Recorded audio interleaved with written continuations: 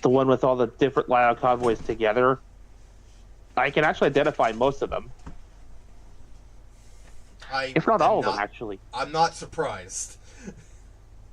Left to right, okay? I'll keep this brief. Original, Masterpiece, T-Spark, Robot Masters.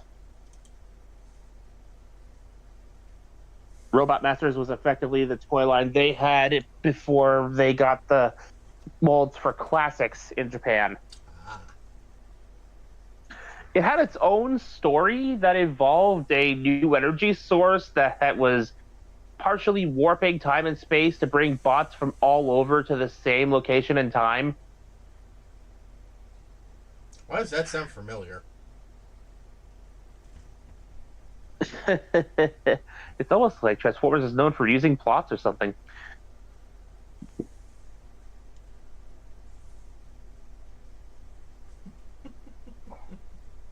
And lastly, the Green Lyo convoy, I have every intention of getting my hands on eventually. That mother's trucker is made with glow in the dark plastic. Oh, that. Oh my god. It's literally the one version of this mold Red said he would actually allow to pique his interest because of the glow in the dark stuff. If only to complain about the glow in the dark stuff. God damn it, Red. It was a love hate relationship kind of vibe. Okay. Because when this shit works, it really friggin' works. I've still got a handful of Kanoka discs from Bionicle 2004 that still do their glow in the dark shit. But when it doesn't work, it feels like a waste.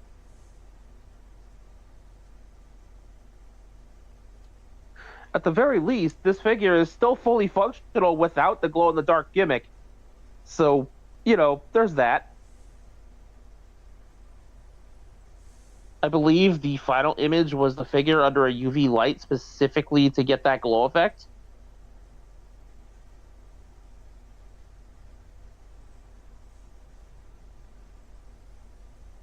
Because over in Japan, there are no strangers to devising figures, be it proper toys or model kits, with parts that are specifically designed to glow like that under a UV light or a black light or something to that effect. Most Unicorn Gundams and their Psycho Frame come to mind. Okay, real quick. Chinese Zodiac. What's your sign? I believe I'm a wood dog. Okay, so the Dog Rider for Kamen Rider Myth was announced. Or Mice, rather, sorry.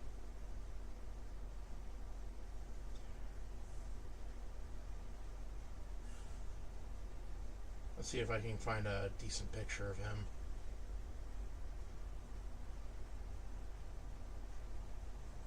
Okay, yeah, I double checked the wood dog.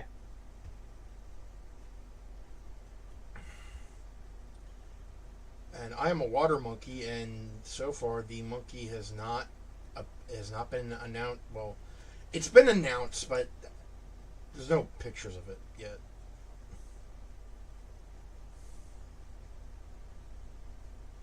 Love the freaking little checklist here.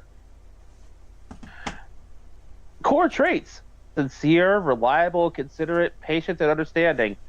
I am only some of those things. Yeah, astrology and the zodiacs and all that.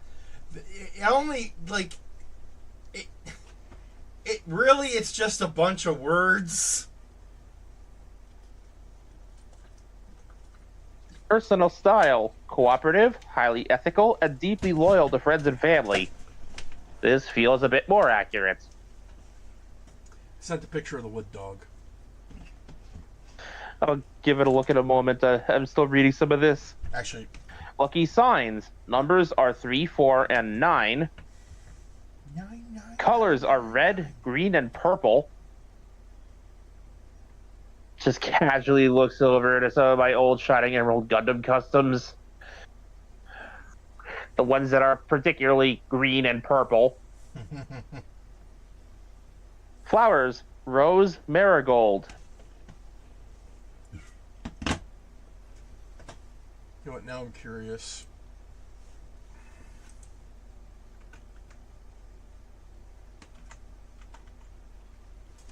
Wait, this rider is legit the wood dog? No, he's just a dog. Well, it's nice to see my own Zodiac rider represented, elements aside. Alright. Considering we already had various bull-themed Sentai, thus Taurus was covered. Mm-hmm. And I have... There is a Libra Ranger in Q Ranger. So, I got that covered. Even better, my Taurus Ranger specifically is a Black Ranger, so I'd get a If I had throwback. a nickel for every time there was a black bull-themed Ranger in Sentai, I'd have 2 nickels. Maybe more. 3. I'd have to... What? At least 3. Who's the third one? We're talking early Sentai with this one. I believe it was one of the first animal-themed teams. Life Man? Like, I remember a black bull from early Sentai. I just can't recall the name. Hold on.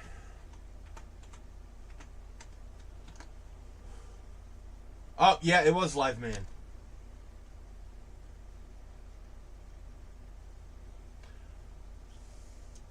Live Man had Red Eagle or Hawk. I don't know.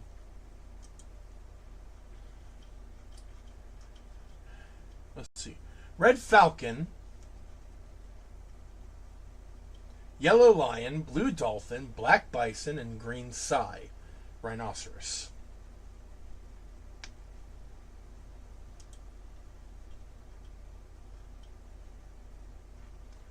So yeah, that is three Black Bull Rangers.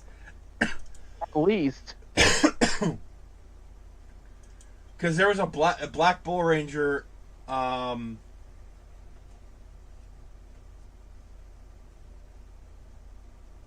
in Q Ranger. Same one as the Libra Ranger. And, of course, there's Gal Black. Yeah. Alright, Water Monkey.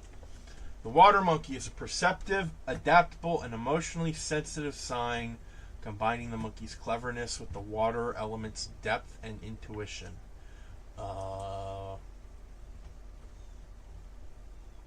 Water monkeys are known for their intelligence, doubt, wit, doubt, and strategic thinking. I've been known to do that on rare occasions. They're highly perceptive and can read situations and people effectively.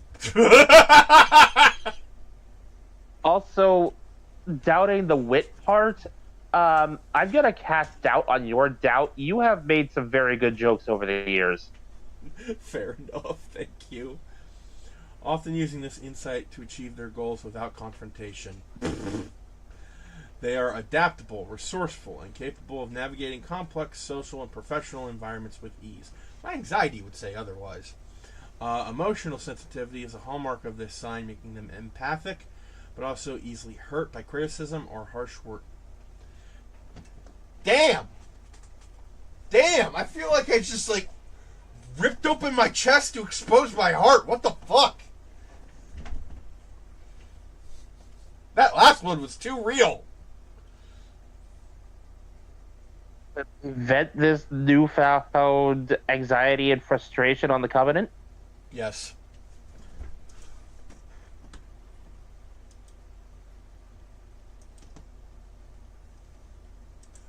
Alright. Hello everyone. Welcome back to the cave. Vegas Bear here, as always, with Mikumon. Acting both as co-op partner and emotional support Digimon. And an off-screen Bella, who up until like an hour ago, no, like 30 minutes ago, I think, she was naked. Like, no collar, no nothing, no harness. She was naked.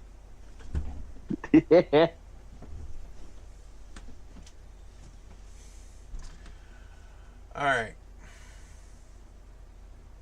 Oh, also, I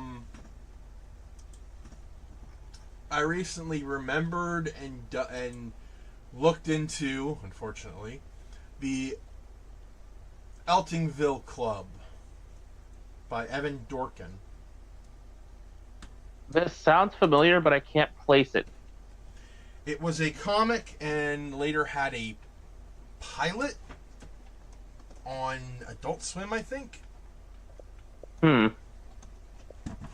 It's about four nerds who form a fan club for pretty much all the things that they like: comic books, science fiction, fantasy, horror, and role playing, and whatnot.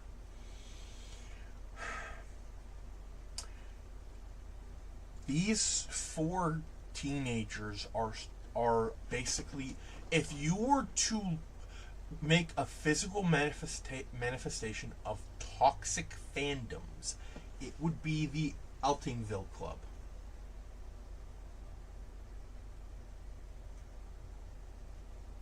Joy. I didn't even bother reading it. I just looked on Wikipedia and TV tropes. Because Twitter is basically that book right now. Are you kidding? Twitter is the final boss version of that book. Oh no, you have no idea. Wait, that's 4chan and Reddit. My bad. You have no idea, because you want to know how the comic ends? I'm assuming there's at least one death. No, there should have been, but no. It ends with one of the members, Bill, setting fire to the comic book shop that they all liked, nearly dying in the blaze and only surviving by sheer dumb luck. And then the parents of the four club members realizing, oh no, this club is turning our kids into fucking sociopaths. Well, some of them into sociopaths. More so than they already were. Bill was definitely a sociopath long before that club.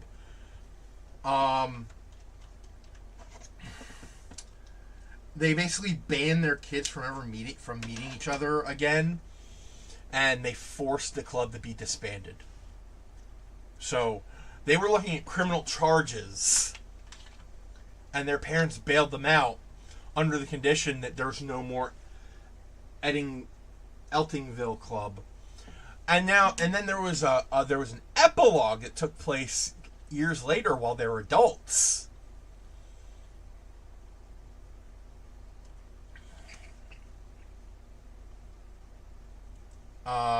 Jimmy,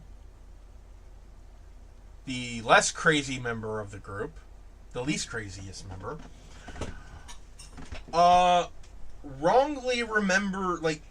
falsely remembers his time with the club fondly and tries to get his friends back together at Comic-Con.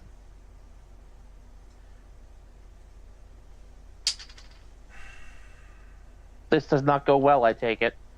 Well, let's see. When the members Bill, Pete, and John learned that Jimmy, grew up, matured, got a girlfriend, they're shocked. Bill is just straight up hating on this girl, on this woman, being a misogynistic prick. And to the point where he says something so damning that Pete, who I quote, maybe I shouldn't quote this, but Pete says that he only views women as receptacles, and even I'm offended by that.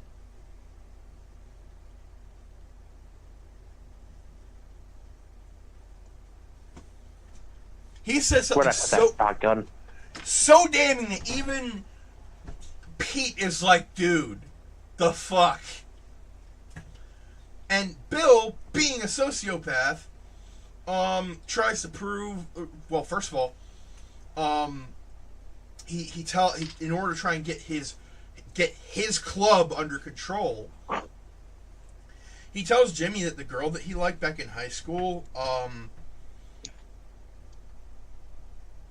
ran away from him because Bill spread a rumor that Jimmy fucked her on the first date, and that rumor spread, and that girl just like couldn't take it and ran.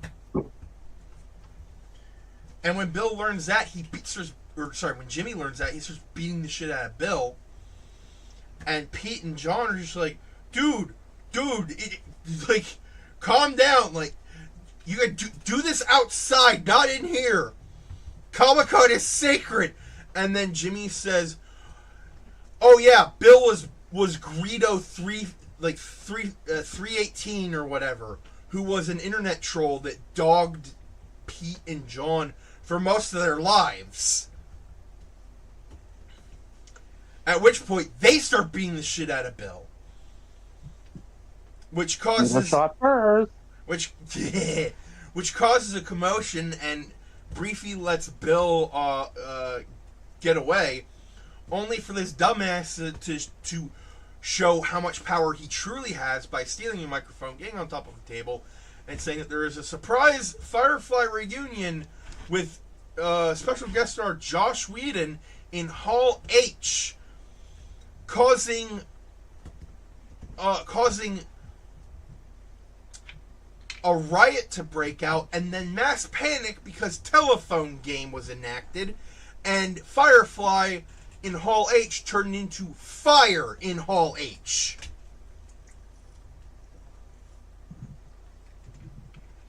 Help. And then someone who is overweight falls onto the table, sends Bill flying, and he gets trampled to near death. And honestly, the comic should have ended just right there, or right there. Like with him opening his eyes in hell. Instead, he is in the Ecto-1 that Jimmy's girlfriend Mandy brought with her. And Jimmy, Bill, Pete, and John are in the car talking, and they all blame Jimmy. They all blame Jimmy for what Bill did. At which point, Jimmy, who as I said before, has matured in during his time away from the group, says, "You know what? Fuck this. I'm gonna go find my girlfriend. I hope she's okay." And then just leaves the three fuckers in the Ecto-1 with the realization that they're probably going to go to jail for what they did. And their parents aren't there to bail them out anymore. Good riddance. So yeah, Halo. Sorry, I had to get that out of my system. I came across a fun little fan video talking about the events of Halo 2, which will come up in time, and ultimately asked the question, while we know the elites were diligent in their work before coming to Earth, it might still be possible that there is unfinished business on that particular ring.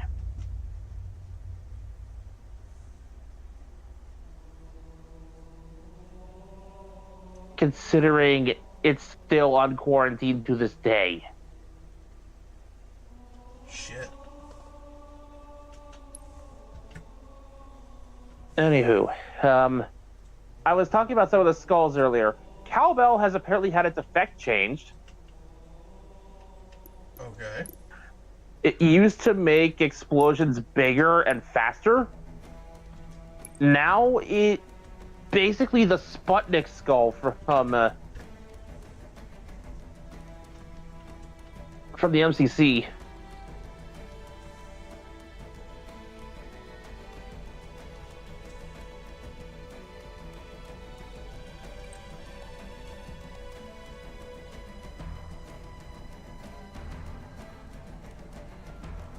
So mass is reduced in objects. It's easier to fling heavy shit around.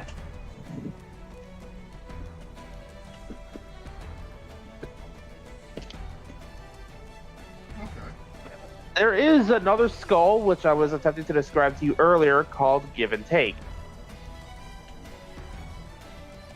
It rewards accuracy by giving your shields additional energy for every shot you land.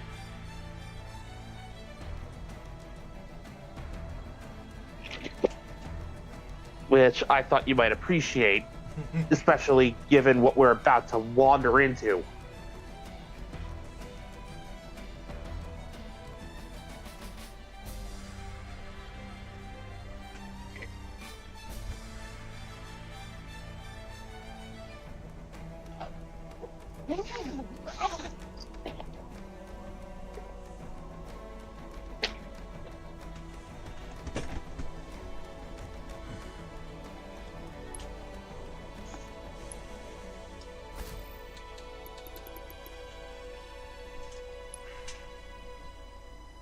Rally point alpha. Yeah, start the mission from the beginning. Since we got the skull, we don't need to do that again. Be warned, when we eventually get to the point the mythic skull is, it's gonna be a bit of a gauntlet.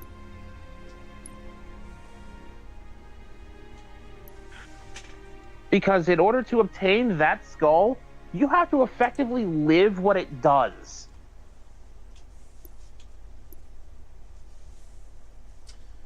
Mythic, I believe, upgraded enemy health, so it throws you the enemies with the highest health pools in the game.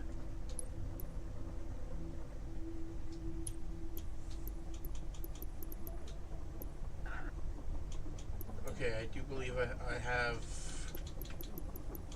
got 4 skulls on.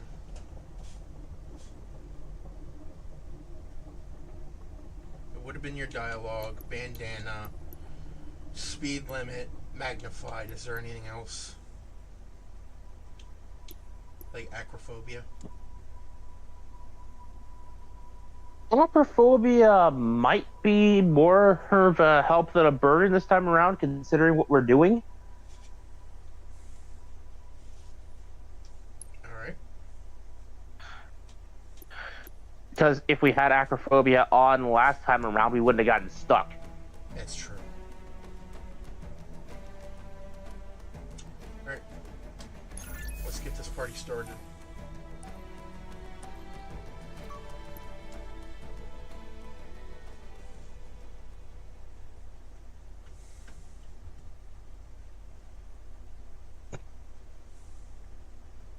We can, since we've already started this mission before, we can skip this cutscene.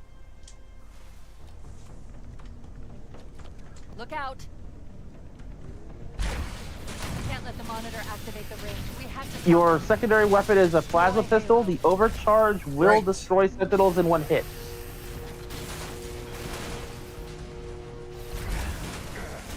And this one just dropped the sentinel beam if you want it. I believe the best course of action is somewhat risky. An explosion of sufficient size will help destabilize the ring and will cut through. I see you dropped your shotgun for it. We need to trigger a detonation on a large scale, however. A starship's fusion reactors going critical would do that. If we're lucky, a sneakily hidden terminal. Hey! I'm going to search what's left of the Covenant I was wondering where that was. Locate the Pillar of Autumn's crash site. If the ship's fusion reactors are still relatively intact, we can use them to destroy Halo. So, this is off topic for Um. Okay, this isn't so much off topic from Halo because this is another thing I wanted to actually mention. So, have I told you the story of the Mona Lisa in Halo? You have not. You sent me a link. I have yet to watch it, and I want to watch it. I'll give you the Cliff Notes version that doesn't spoil anything. The Office of Naval Intelligence sends a ship called the Red Horse to the debris field of Installation 4, searching for something even the crew's not sure of. Less than a month after the events of this game. Oh, what the fuck? It is October 2552 in here.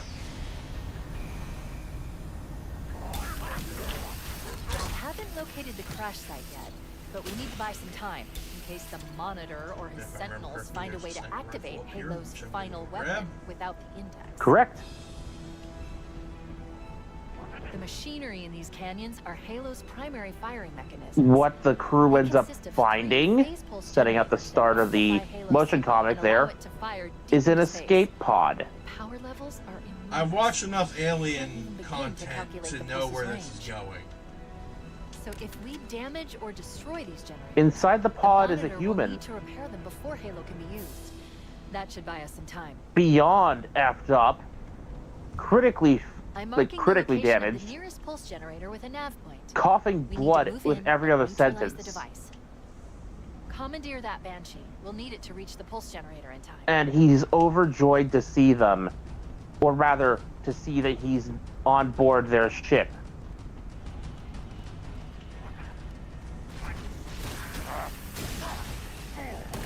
And in his incoherent rambles between the spurts of blood, he's almost laughing as he tells them, "It's okay. I'm on board this ship. I won't come back."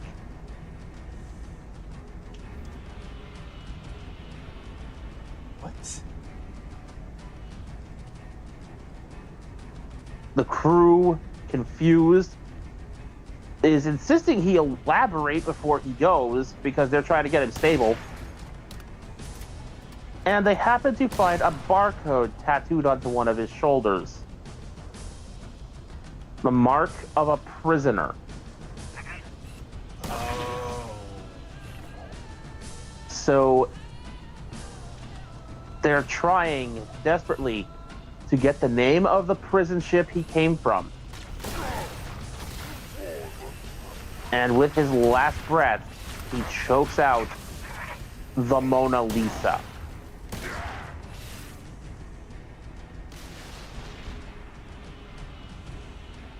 That's all you're getting. That, like, consider my timbers shivered.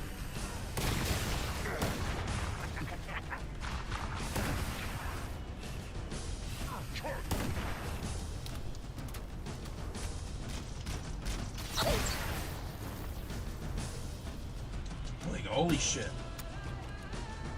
Yeah, this was part of the Halo Legends anthology that started as a book and got adapted into multiple motion comics.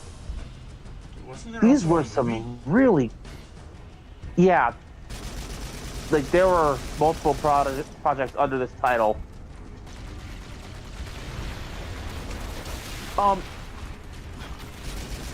Word of advice. Try shooting a tank with a sniper rifle. Anti-material, remember? Right. Ow.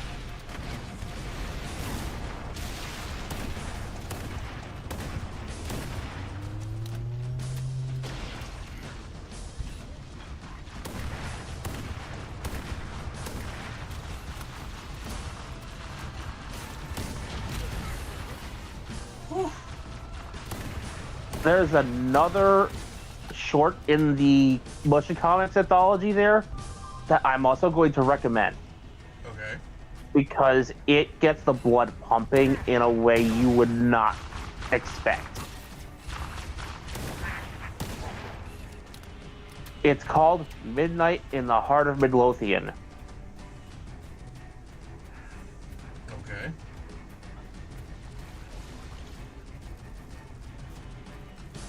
A Marine is put under for an operation as he was diagnosed with cancer, which, to give the Halo universe any credit whatsoever, they say that after the 23rd century, cancer became so incredibly, hilariously rare and easy to treat that all it took was just getting put under and letting the autodoc do its work.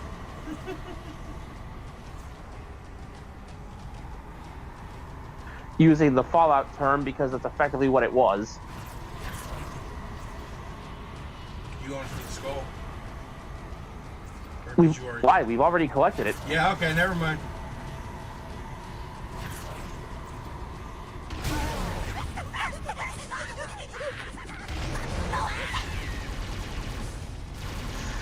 So, as I was saying, this Marine is woken up after an almost 24-hour period basically out cold by the ship's AI. The ship being the Heart of Midlothian. This takes place in the 2540s. Keep this in mind. So we're a ways away from discovering the first Halo. Got it.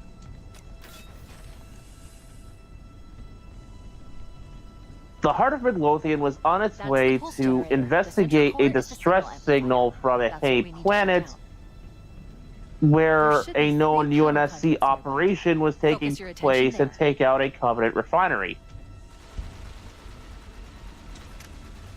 The kind of operation they would typically send Spartan 3s after, but, well, we're still a bit away from Spartan 3s being that common.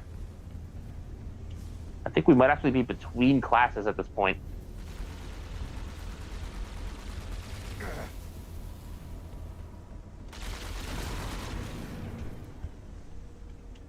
Well, Marine is woken up the pulse generator has after overloaded. almost 24 full hours out Generator's cold central core is offline. Well done. by the ship's pulse AI generator and is located told, in the adjacent canyon. Move keep out quiet. And I'll mark the target with a nav point when we The get cold closer. protocol is in effect and I need you on your feet. Oh. Should I give you a refresher of what the cold protocol is? Don't lead the Covenant back to Earth. That is the long and short of it, yes. Capture of a ship, especially one with an onboard AI, is absolutely unacceptable. So the ship's nav data has to be wiped, and the AI either secured or deleted.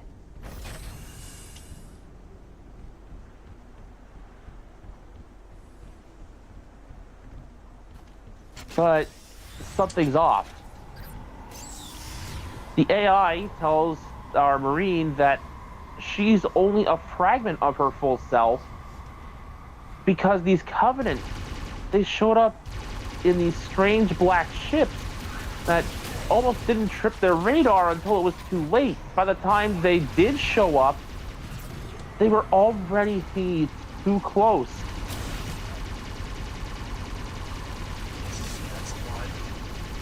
They boarded, terminated every crew member they could find. The only reason our Marine managed to survive this onslaught was because he was so out cold under anesthetics that his vital signs were too slow to pick up. But they were searching for any survivors to finish the job. So if she didn't wake him up, they would have found him.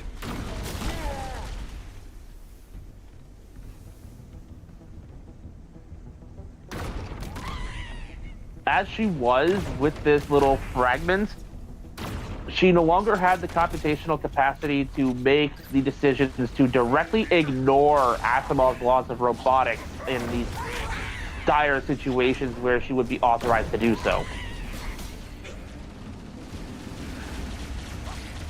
She cannot control the ship.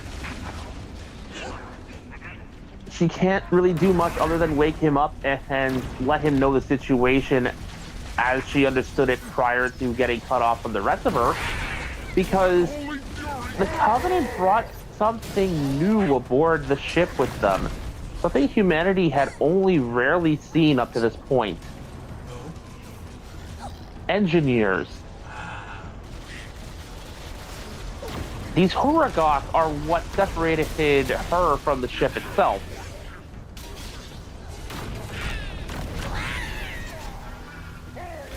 Yeah, I'm going to just be blunt here. The ship was fucked from the get-go. It was a trap. Oh. This is a Covenant Black Ops squad. Hence why they're all wearing black armor. You'll notice the Cubbies are pretty on the nose with that. Yeah.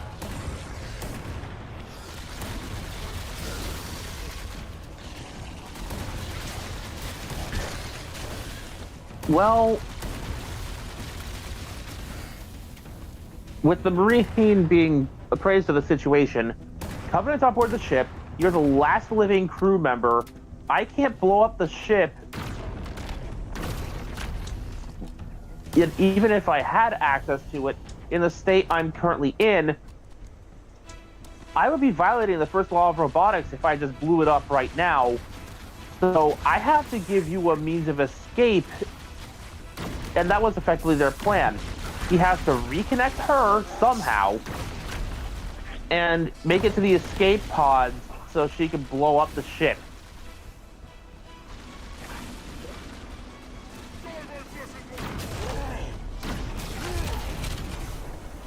This entire thing, it gets even worse. His first attempt to go after this led to an energy sword in his gut, barely missing his vitals. Woo!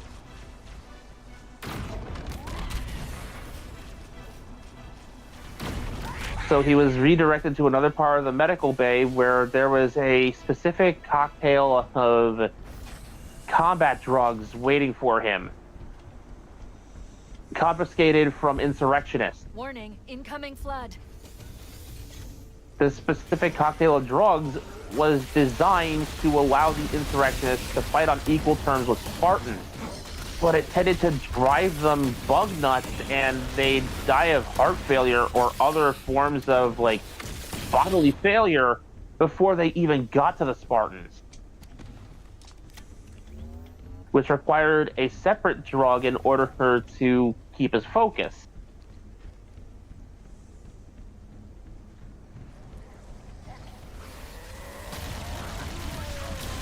This stuff was so dangerous that under normal circumstances, with the first law of robotics in place, she would be completely incapable of telling him about this stuff. What changed was that this was now his best hope of survival. A drug that was known to have a high mortality rate is now the only hope he has of living longer than going without. That is... wow. The situation gets so bleak that this motion comic becomes the only instance I know of where the F-bomb was dropped in Halo. Ah! And this Marine drops it twice in the span of like a paragraph. After taking the combat drug, of course. What happened was effectively Doom in Halo. I can't do the theme. I could legit hear in my head the only thing they fear is you winding up as he armed himself with a stolen Covenant carbine, a weapon we will get very well acquainted with later. Some grenades, he looted off a couple of grunt corpses, and a scalpel for a melee weapon.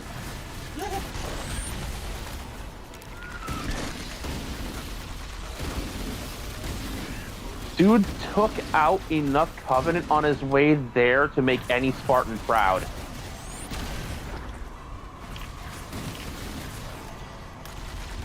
If they didn't make him an honorary Spartan, I'm going to be pissed. They'd have to know this happened first. Fuck. Yeah. I could easily link you to the motion comic if you don't want to be spoiled, but if you want this story concluded here and now, I can tell you how it goes. Send me the link. I know what I'm going to be doing. Understood. I'll leave that as a stay tuned then. I know what I'll be doing when I go to the gym today.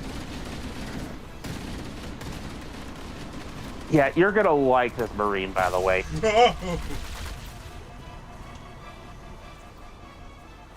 Okay, so I got hit with an explosion, almost fell off, accidentally activated acrophobia, and then just flew towards you.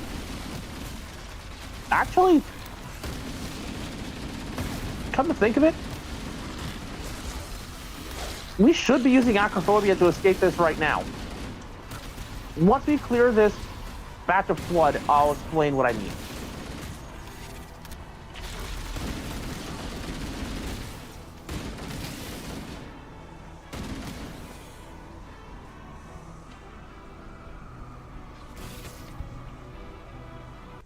Okay, we're clear for the moment, so all I'm going to say is, remember where this pair of bridges was in Assault on the Control Room? Yeah. Remember what's directly beneath us? No. Well, allow me to explain with action.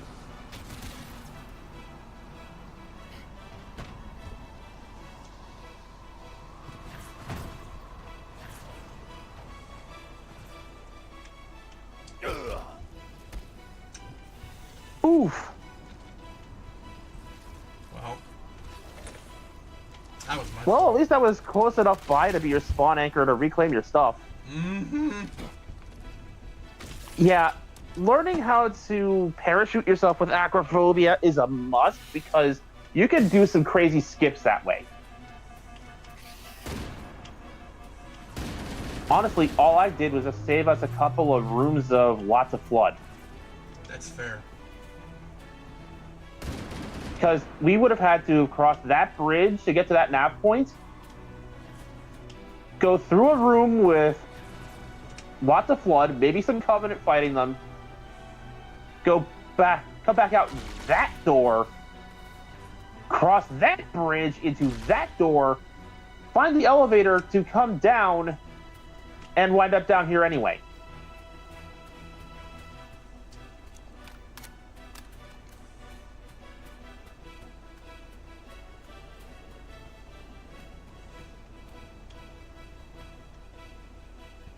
Now, to make sure we don't completely break this mission, I'm going to backtrack to a point where we actually hit a trigger. But before we do, I'm going to show you a skull location. Once I've made sure we've got everything more or less situated here. I'll need to gather my bearings first.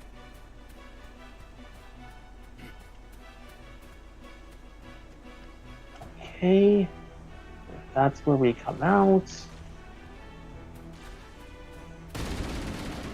Okay, I know where it is. Okay.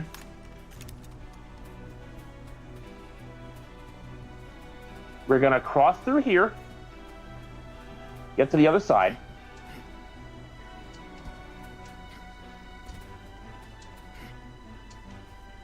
See this? Back this way, please. Trust me, if we went that way, we'd see no resistance, but also have like no banshees over there to take care of the phase pulse generator. It's why I said like to avoid breaking the mission more than it needs to be. Well, trust me, I didn't mean to go there on purpose. Okay, see this kind of hallway of biomass? Yeah. You follow through to this very end, and the skull should be around here somewhere.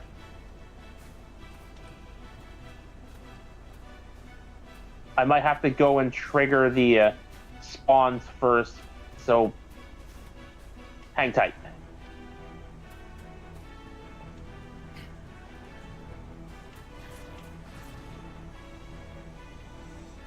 Okay, let's take care of the next pulse generator. You go ahead and look for that skull. I'll take care of the cubbies out here. Ah, found it. Black eye. I'll explain what that one does briefly. It makes it so you can only recharge your shields by landing melee hits.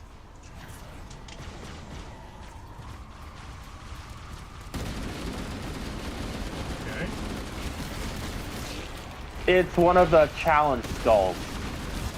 In order to get your shield to recharge, you need to get up close and risk getting insta-gibbed by elite melee. Or getting blown up if you have Drug Funeral on.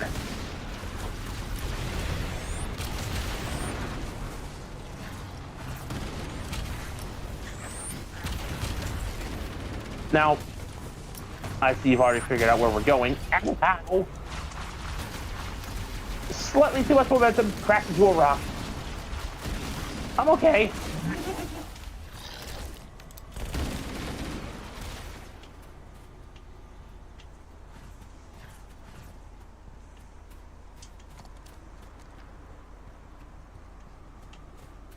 Okay, here's actually an interesting case of some of what they changed here. See that cave down there? Yeah. In the original version of the game, we'd be going through there. It wouldn't be blocked by biomass. I think there's something down there. Might be some weapons. Oh, yeah, it's a grenade. And... oh, no, this is just nothing. Ah! Now, if this particular cave looks familiar in the slightest, we went through here to get to this canyon in Assault on the Control Room. Right! To get out, we'll be taking this route up.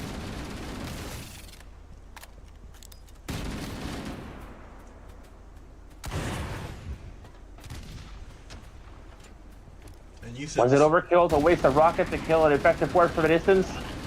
Yes. Only if you don't have bandana on.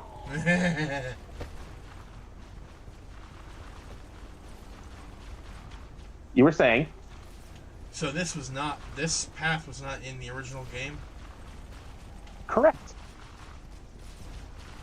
In the original game, we would have gone through the same tunnel we used to get into that canyon, fought our way through that mess down there to get to the end of that ramp. Ah. We'll want to anyways, because there's a warthog down there.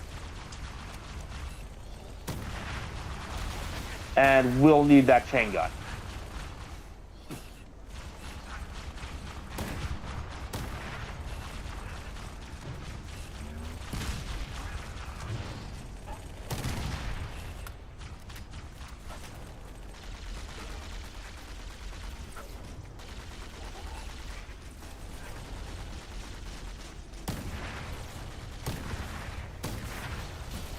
Oh, that was nice. 3 of them lined up.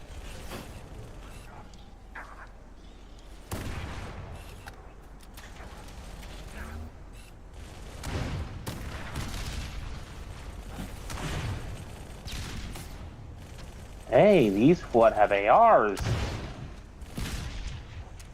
Neat. I'm good with my plasma rifle at the moment, but it's nice to know they're there. I'm choosing not to just acrophobia parachute down there, so I'll actually show you the path.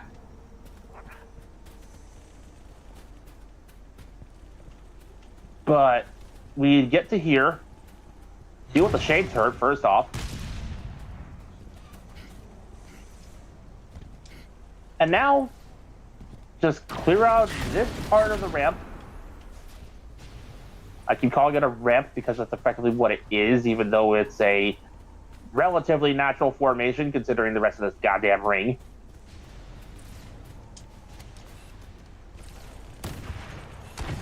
Excuse me for a sec.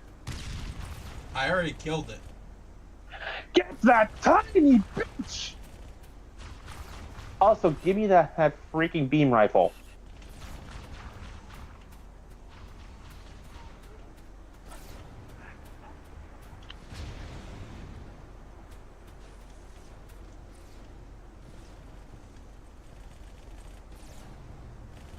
So, there's another skull that makes dealing with the flood combat forms a little easier if you know where to land your shots.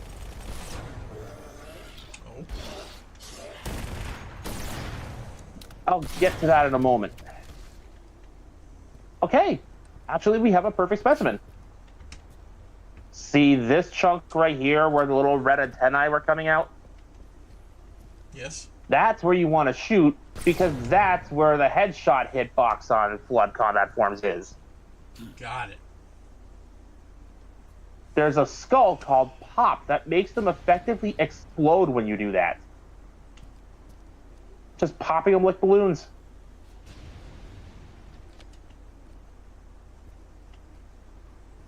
If there's a rocket launcher here, I have not seen it. Well, I can give you mine. Nah, it's fine. I'm good with what I got. I was gonna swap out for the AR anyway. Okay.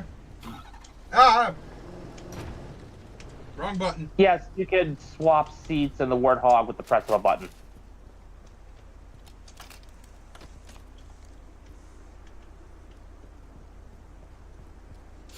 Well, there is certainly ammo for one.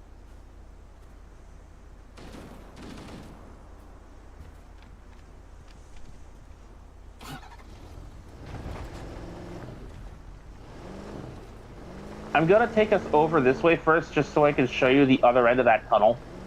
Okay.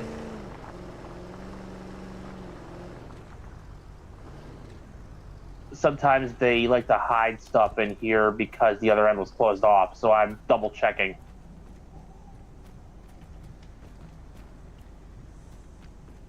Here's not.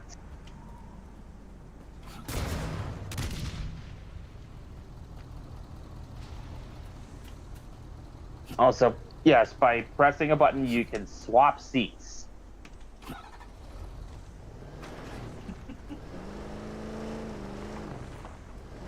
Yeah.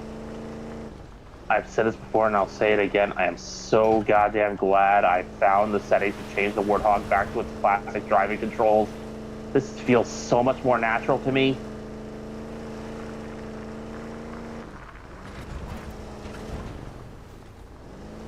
And you can tell. Mm-hmm.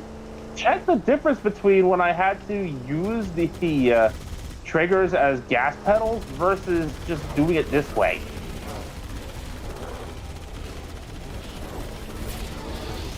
I'm not going to say I'm making this Puma dance, but hey.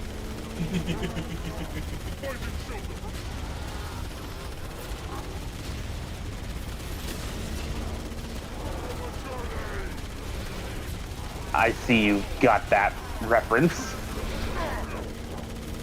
It's a trooper thingy.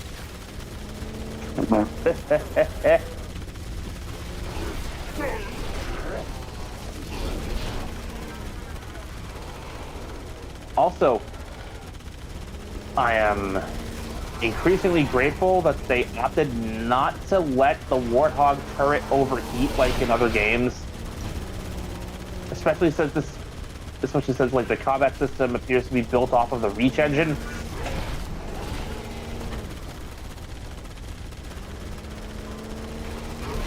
Whoa! There's another scope that makes UNSC vehicles basically indestructible, letting you know. I have it. Alright. Give me a little bit to do my research and I can show you where to find it after the stream, since, you know, like, at this point, if we're going to get you the same skulls that I have, you're gonna need to do that off camera. Either that or I'm going to have to be player one for the foreseeable campaign. Honestly, I'm fine with this, with what we have so far. Fair enough. I love that All I right. just do a little twist jump. You've got the rockets, so I'm going to just line you up with the wraith that's over here and let you have at it.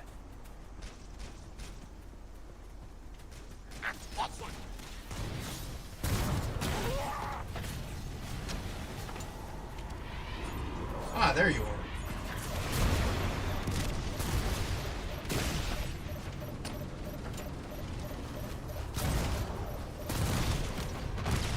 Nice shot. Thank you.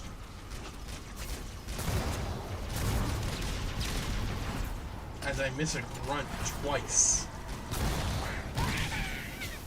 I mean, in fairness, you were trying to hit a grunt with a rocket launcher. That's not really what that's for.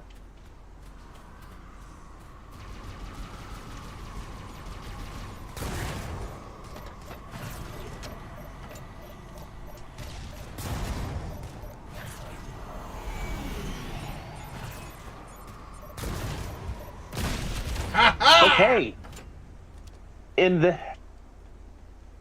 Before we get to those banshees, I'm going to clear this spot first, because sometimes there's resources here, sometimes there's not. There's a cloaking device here if you want it. So we're officially in the canyon where we could get the mythic skull. We're gonna have to go grab those banshees now, or otherwise use acrophobia to fly up to the top of this pillar.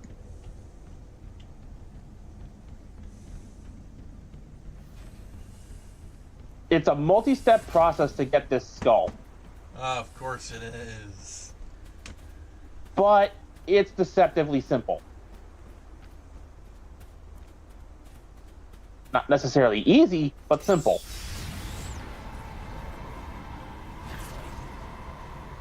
We're going to fly up to the top of the central pillar here and clear out the covenant we find up here. I'll take care of their air support if you want to handle the ground. Sure.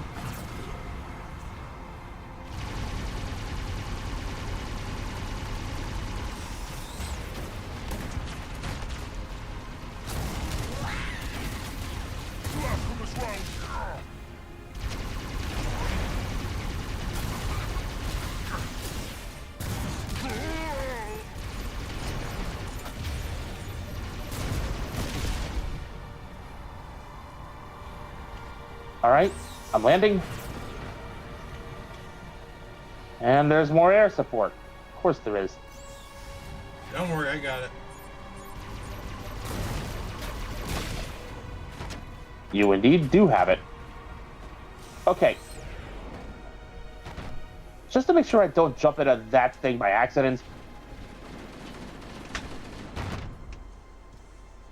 It was already almost dead anyway.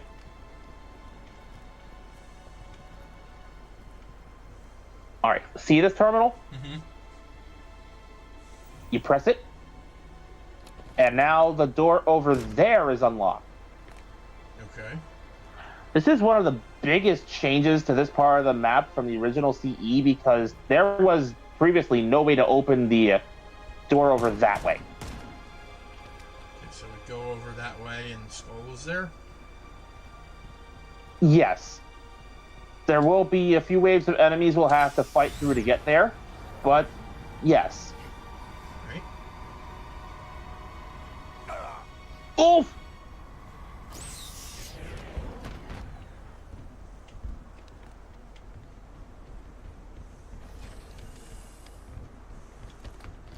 A little too much momentum. So, I've mentioned before, the skull we're coming after here is the Mythic Skull, which doubles enemy health. So we're going to be seeing a lot of high health enemies in here.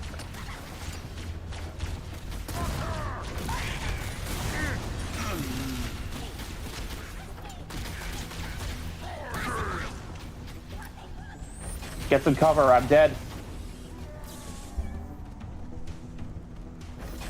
There's a sortily right behind you. Okay, respond me so you shook him.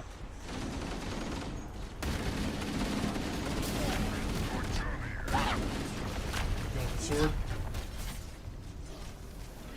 At least until I can get my pistol back.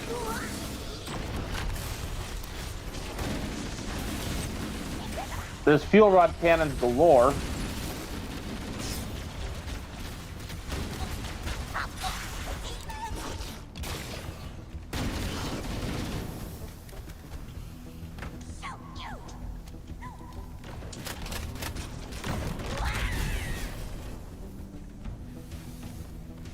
Ah, there's my magnum.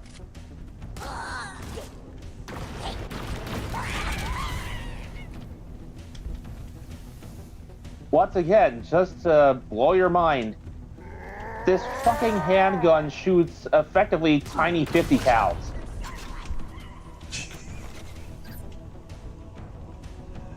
Like 50 cal diameter, but shorter rounds.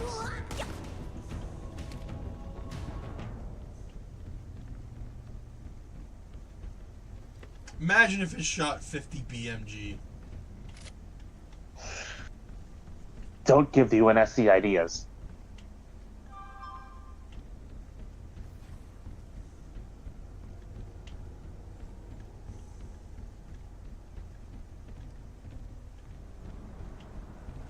Oh, this is the way we came. There's another door we'll have to wander through.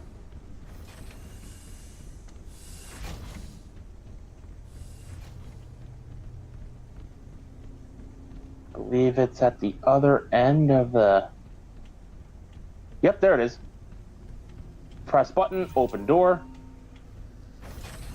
Prepare for more fighting.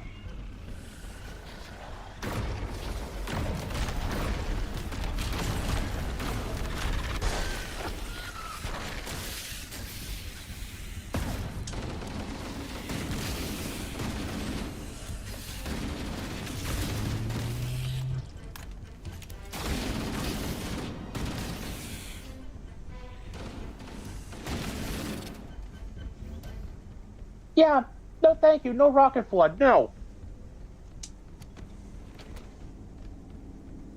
Excuse me while I have some minor, I don't want to call them PTSD flashbacks, but like, just aggravated flashbacks to the original Halo CE, where rocket flood were a lot more common, and they did not telegraph their shots.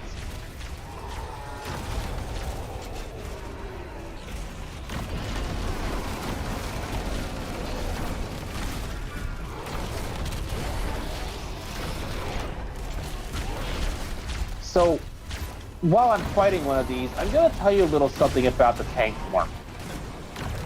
Originally, when people saw this bastard herd in early releases of the, like the test levels, they were not happy to see him here. Because lore-wise, it didn't make sense initially.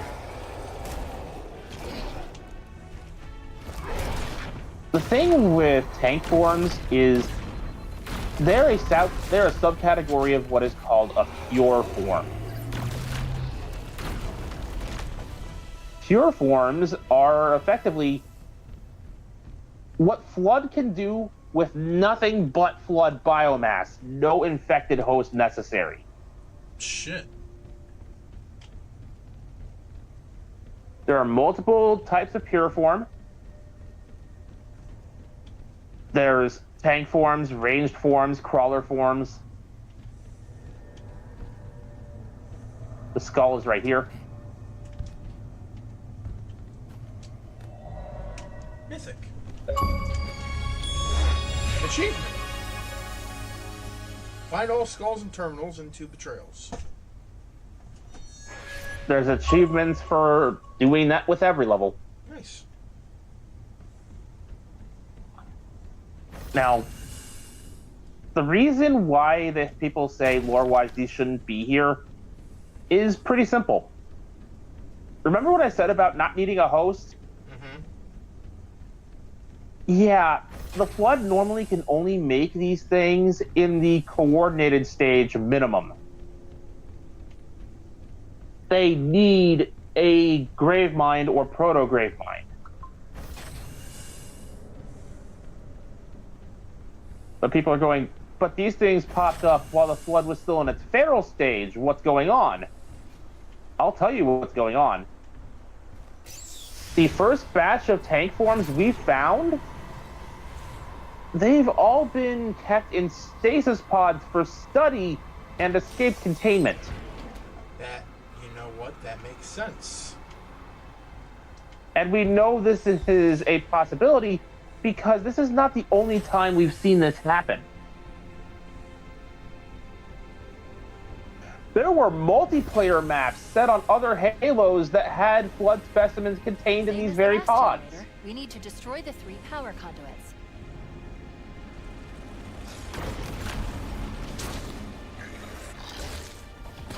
So there is precedent. And also, not for nothing, but when I added to this discussion, I brought up Fireteam Raven. Yeah. You mentioned. Ah! In their escapades across the ring, they too encountered pure forms. So, much like this game, they were only ever tank forms.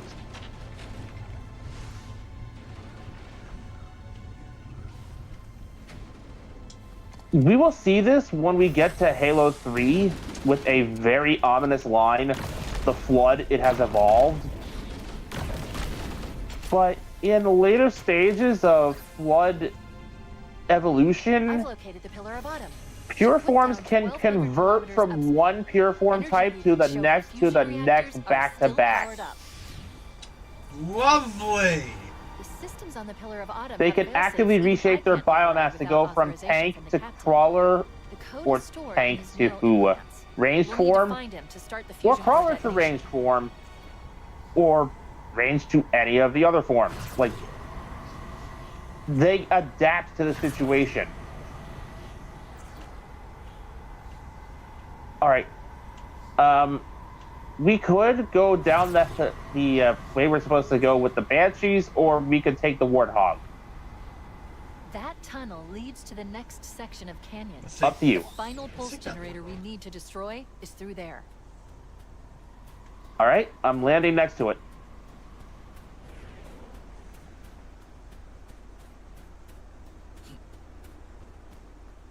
I'm on my way to you.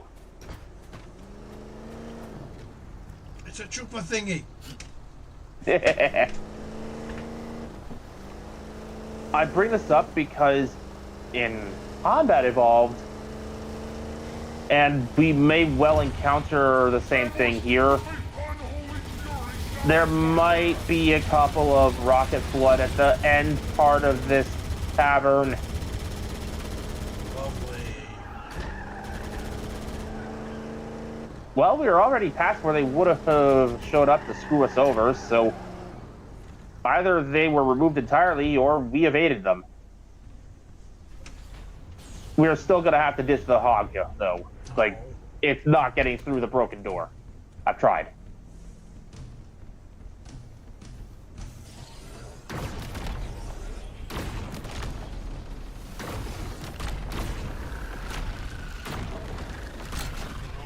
Grenade out!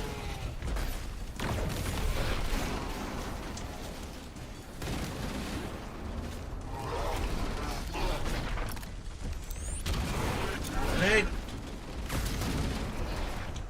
Plasma nade out!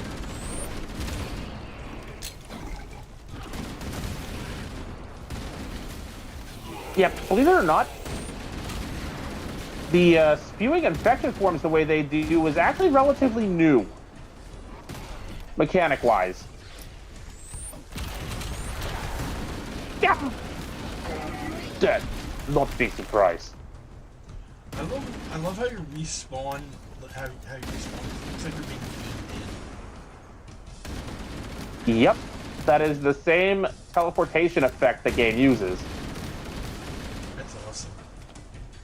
Both when the players get too far away from each other, and as far as the original Halo CE was concerned, since most of its cutscenes, if not all of them, were rendered in engine, it was how Guilty Spark teleported you around the ring too.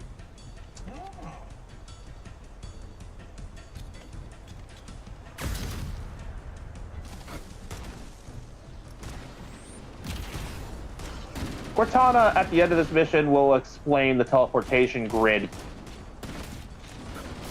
I've seen the developers' commentary for Halo CE, and even they admit it was just a degree of bullshit they came up with to explain how to get you out of there faster.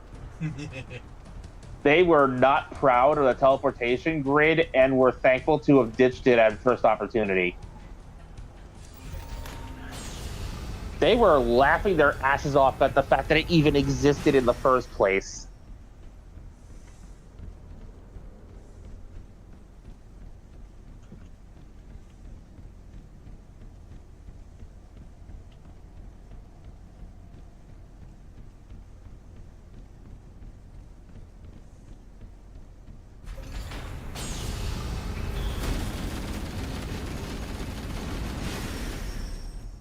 All right, my friend, final stretch.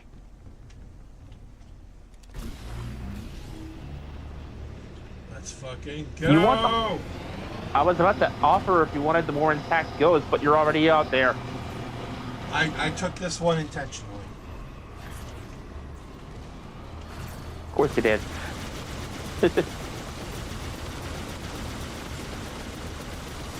So, we're in the final canyon with the final phase pulse generator. You can see it in the distance. We're going to have to backtrack a tad in order to get to it, though. Well, backtrack in regard and reference to Assault on the Control Room. Remember that first bridge where I basically dove off of it? Like, in Assault on the Control Room, mind you, not this level. Oh, right, I didn't dive off of it because I didn't want to demonstrate the skip. The very first bridge we had to cross, like, right after we got dropped off from the Pelican. Cortana mentioned that the weather patterns here seem natural, not artificial. Yes. Yeah, we'll be going back to the canyon, like the part of the canyon directly underneath that bridge.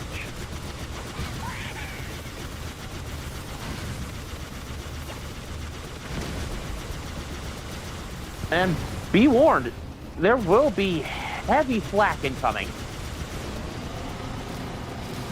Because you might have noticed here, there's a much thicker concentration of Covenant here fighting off the Flood. Yeah, you're gonna have Flood and Cubbies alike deciding, Pulse generator is still screw online. killing the parasite, screw eating the Covenant. Get the I recommend seizing a Banshee and flying to the nav point on your display.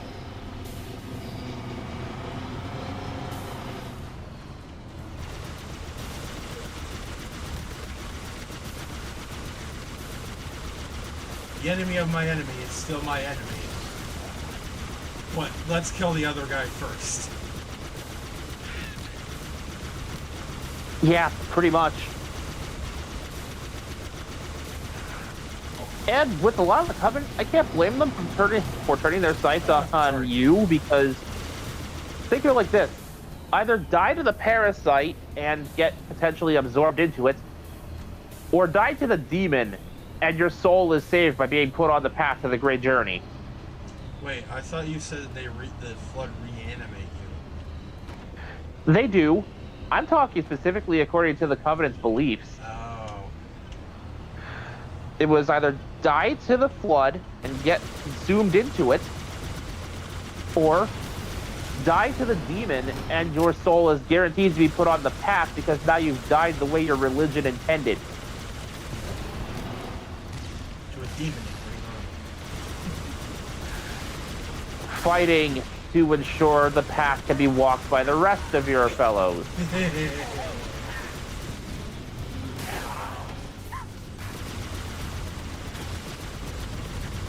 Yeah, it's not all that subtle or even shocking that the Covenants are a massive critique on organized religion. Oh, really? I hadn't noticed.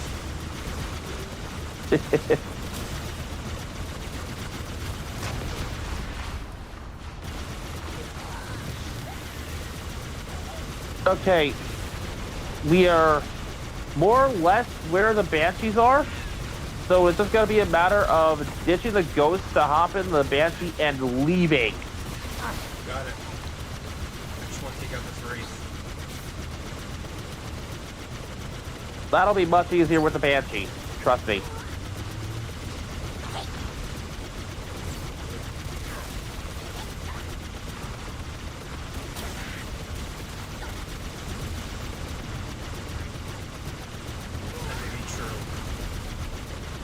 Well, I'm still doing it anyway. There we go. Well, I'm getting in my plane.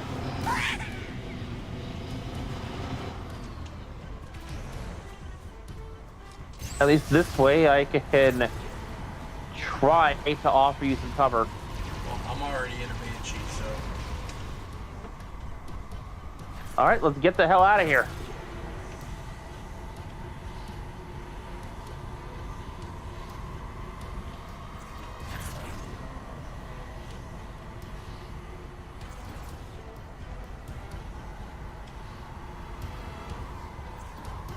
There is a button on the controller that lets you do what is usually called Banshee tricks, which are effectively just aerial maneuvers for dodging.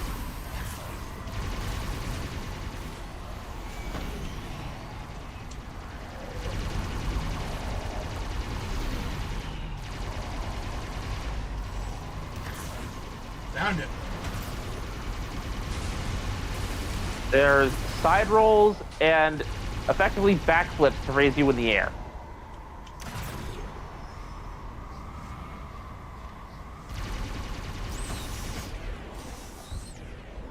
I don't even care that we lost this Banshee. This is the last one and then the level ends, so...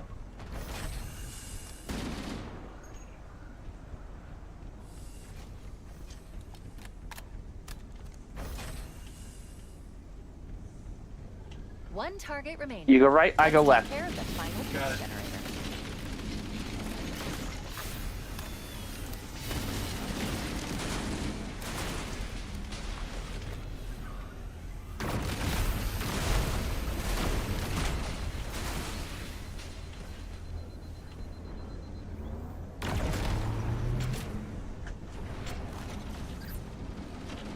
Final target neutralized. Let's get out of here. Level's over.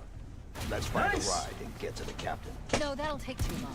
You have a better idea? There's a teleportation grid that runs throughout Halo. That's how the monitor moves about so quickly. I learned how to tap into the grid when I was in the control center. Fortunately, each jump requires a rather consequential expenditure of energy. Something tells me I'm not gonna like Each jump requires a rather Sure, consequential I can expenditure of energy. without permanently I can pull it from your suit without permanently damaging your shields. I think we should only Needless to say, I think we should only do this once. Yeah, you think?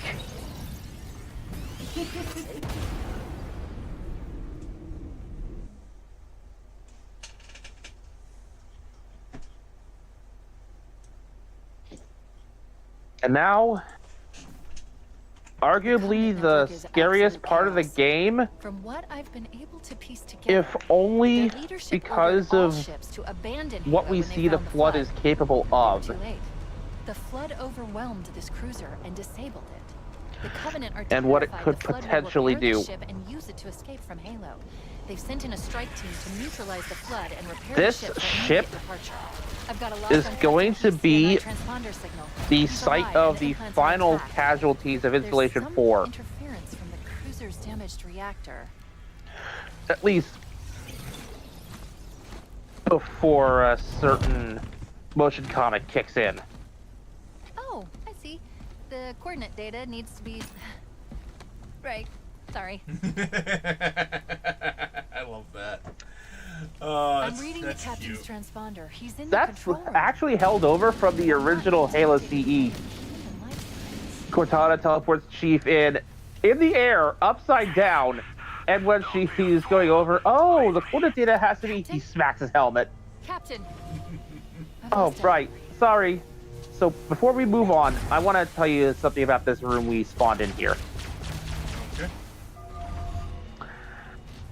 That batch of biomass, in the original version of the game, that was just a standard window into the control room of the Covenant cruiser. If you crouched and looked in through that window just right, you got a mild spoiler / teaser for what was to come. It does not work here because of the way they organize the biomass, but you could see the big twist coming with zero context. In here, there's a cloaking module if you want it. Hold on to it, and I'll be able to grab a second one down the line. Okay. Trust me, we'll need them.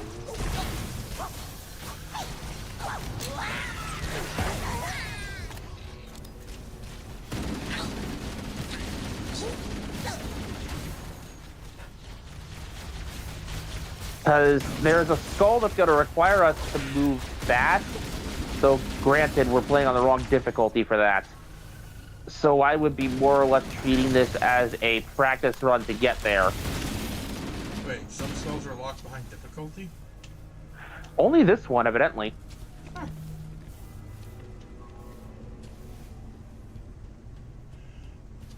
I found a shotgun if you want it.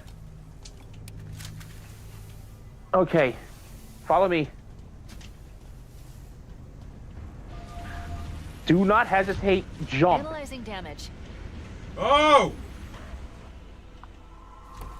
The crash did more damage And than there's I my suspected. cloaker. Analyzing. And now- Coolant rate is significant. The ship's reactors should already have gone critical. Which direction? I always Should head get this mildly way towards lost the around ship's here. gravity lift. Cloak.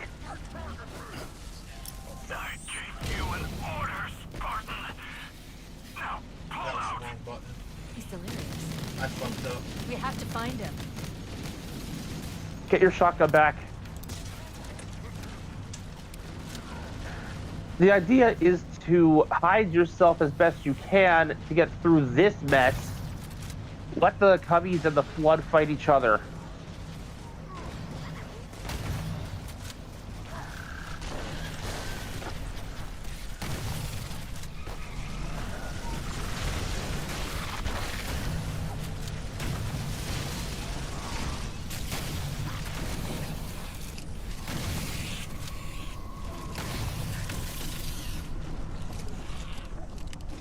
What's funny is, in the OG game, around this point, we'd potentially find a sniper rifle. Wait. The Covenant And we kind of and still Flood do. are attacking There's a each Jackal other. sniper right here. I recommend we wait until they've worn each other down. Then we'll only have to deal with the stragglers.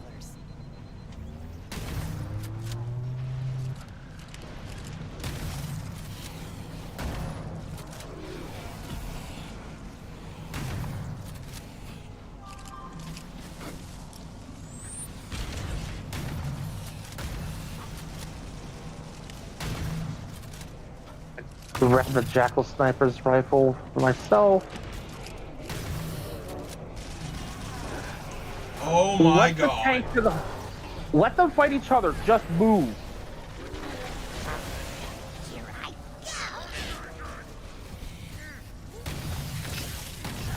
That's gonna be our that's gonna be our tactic for play here. Just let the enemies fight each other. and move. There will be a point where we'll have to actually do a good chunk of fighting. You'll know it when you see it. The grab lift is kind of obvious.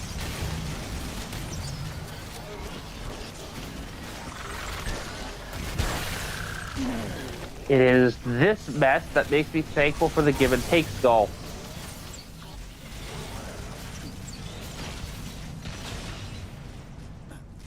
There is no shortage of things to shoot to recharge your shield and keep you topped off at max overshields at all times. Passed by my corpse.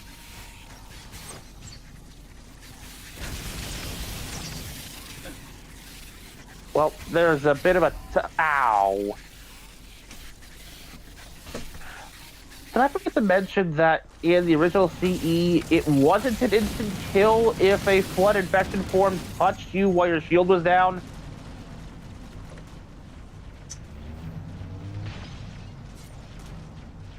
No.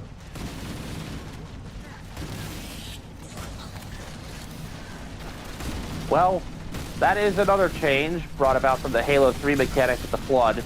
I mean, it makes sense. Funny enough, when we get to the final level, I'll point out where approximately Chief almost got infected himself.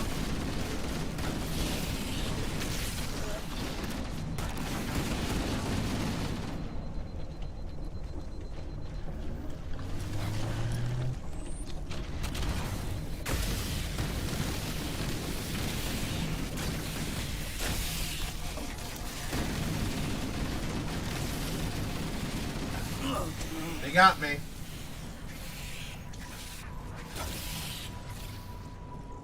At this point, I've given up on the skull anyway, so I just want to make it through alive.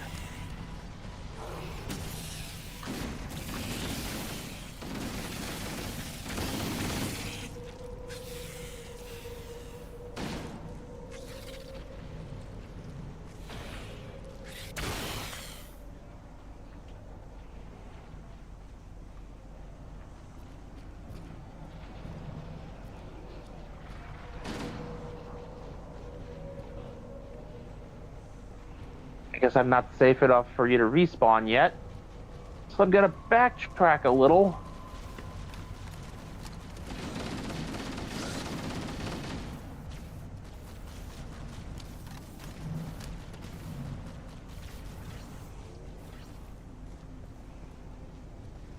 Still nothing?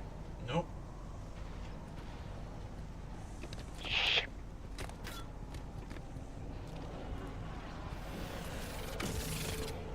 Still nothing.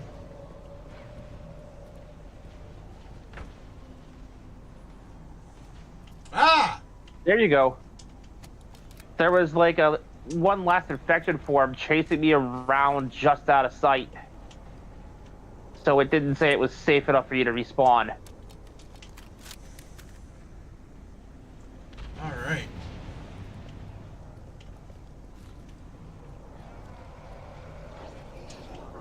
Wait, the Covenant and Flood are attacking Beam each rifle, other. Covenant sniper. I recommend we wait until they've worn each other down. Then we'll only have to deal with the stragglers. I'll take that.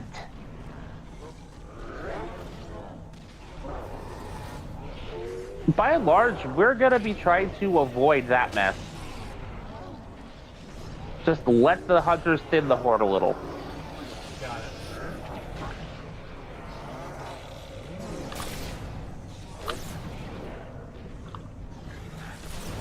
You wanna know something kind of funny about the way the flood works in the OG game?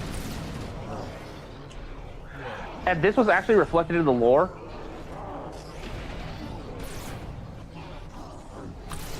Sniper rifles originally didn't do anything to the flood.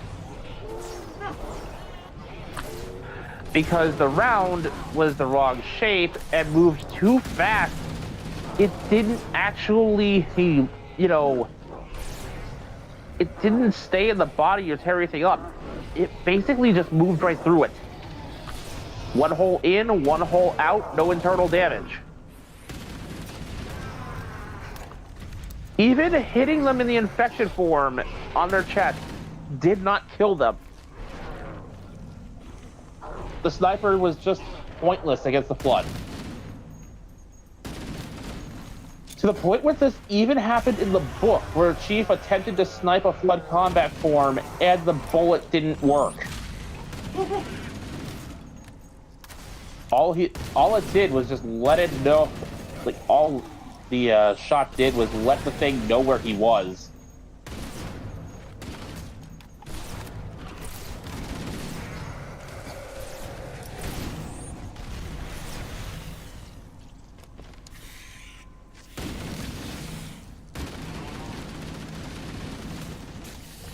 Other weapons like the shotgun, the AR, and according to the lore, the Covenant's plasma weapons, though this wasn't quite the case in gameplay, those were better suited to fight the Flood because those either burned up flesh or tore it up.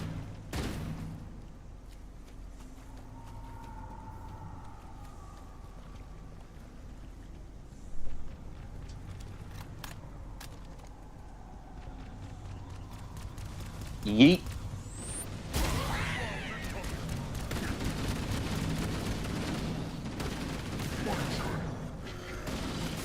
Honestly, this is the one time I'd say we should probably help Mr. Shade Turret Man. If I didn't contribute to blowing him up. Because if you keep the Flood from getting too close, he will mow down the rest. I just take him out anyways because the instant there's no more Flood, he turns on you and it's more trouble and it's worse.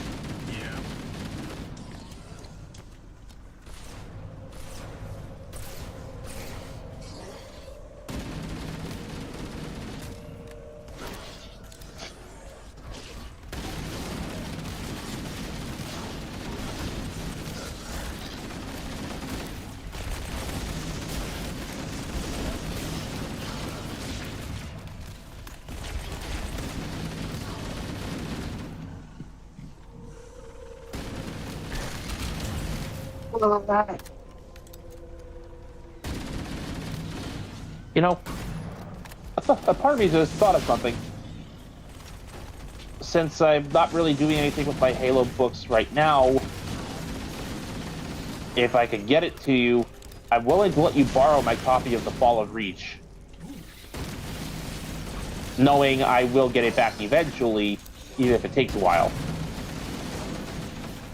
Yeah, maybe I should just buy a copy. Because I don't want you waiting. Probably for the best. I don't want you waiting years for your book back. Understandable. Also, if you saw the condition of my copy of The Shining, you would not be letting me borrow your copy. Yeah, this book ain't no hard copy, so I'm probably better off just having you to buy the book for yourself, or help buying you a copy and sending it to you for your birthday or something. Even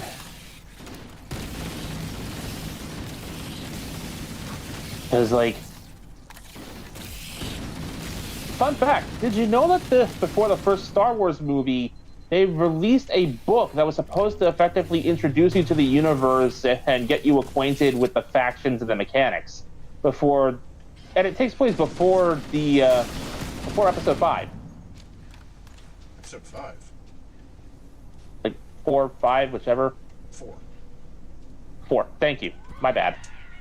I had the number in my head. It didn't want to come out. You didn't take the sword? Fair enough. Fair enough. I have my close range weapon with my AR. I don't need the sword. And, you know, the beam rifle is kind of a godsend. Because we're not going to find any human sniper rifles on this map.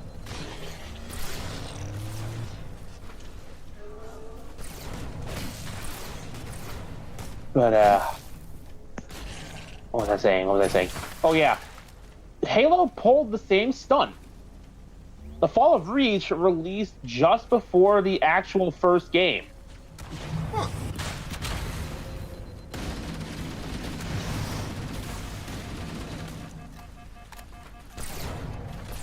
establishing backstories, universe mechanics, factions.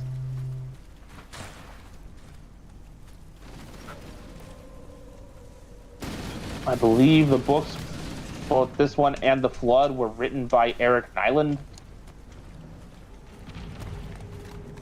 If that name means anything.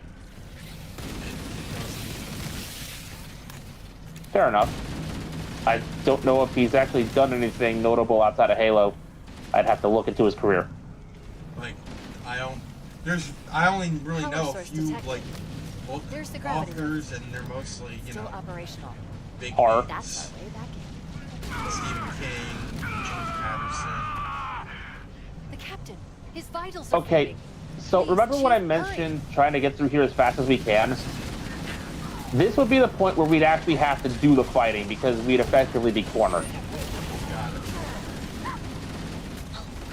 Playing through on heroic difficulty at lowest, we'd be trying to force our way here, clear out all the enemies so the grab lift will pick us up.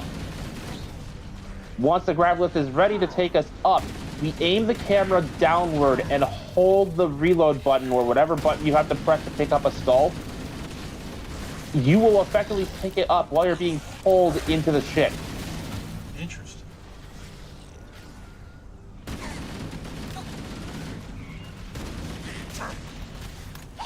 People are giving reports that this one is not only tied to difficulty, but also timing, which is why you gotta hurry.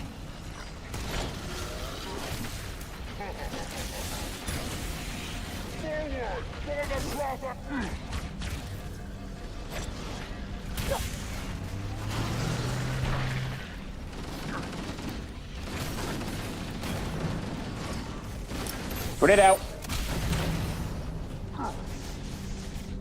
You alright? Yep. I am in the beam. Ah! I'm being Be able abducted! to get into the ship's control room from here. Oh, that was weird. Cortana, I thought you said you weren't going to teleport us again. Oh shit.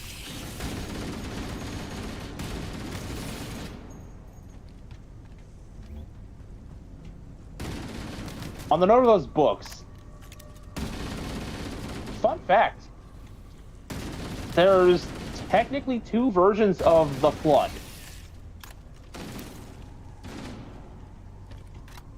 The book that basically chronicles the events of Halo 1. Okay. The second edition of this book adds some stuff, but also takes a scene out.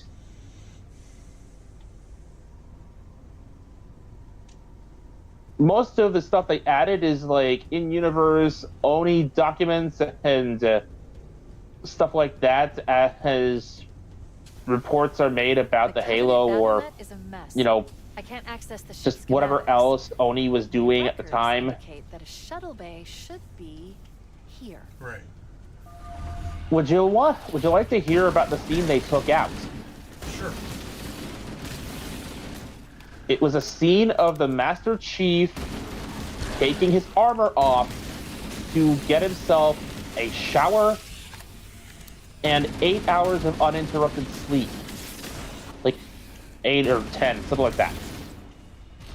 And the reason that scene got taken out baffles fans to this day, because it feels like it was deliberately taken out to make the Chief feel less human. Well, I mean...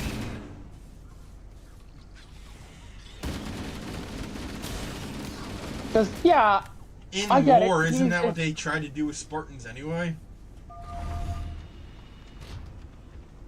I mean, yeah, in lore, he is a cyborg super soldier, and the UNSC/ONI propaganda wants you to believe he is not human, so he'd have, you know, fewer rights to fall back on in case he ever turned against ONI. Look, in the corners. The flood But, are full of bodies here. Thing with that is, the fans actually like those humanizing moments. Of course. Like, I'm not saying those moments are bad. I'm just saying, like, it makes sense within universe.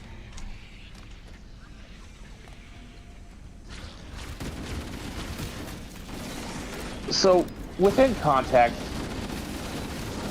the surviving crew of the Pillar of Autumn, under the command of ODST Major Antonio Silva, they took a butte somewhere near the crash site of the Autumn and dubbed it Alpha Base.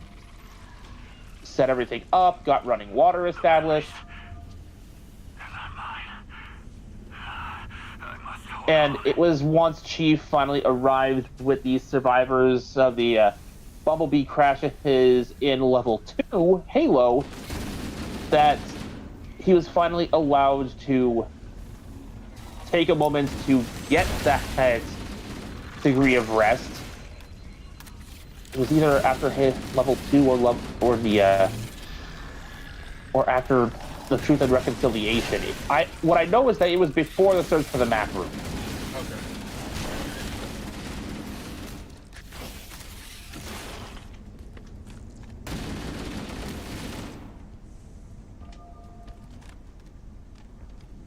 There were, in fact, 2 AI aboard the Pillar of Autumn, Oh. but only one of them classified as a smart AI. Quick crash course on a smart AI versus a dumb AI in Halo. And I can do this with a simple comparison. A dumb AI in Halo would be called a VI in Mass Effect. Oh.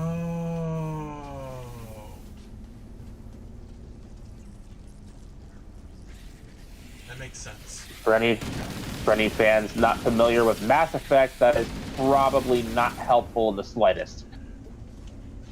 Too bad that's all you're getting. VI are essentially very dumbed down AI. Like they're not artificial intelligence. They are. It's more like the phone AI we have nowadays as opposed to, true AI. It's more algorithmic intelligence than artificial intelligence. I'm gonna say the help feature with a face. That goddamn paperclip.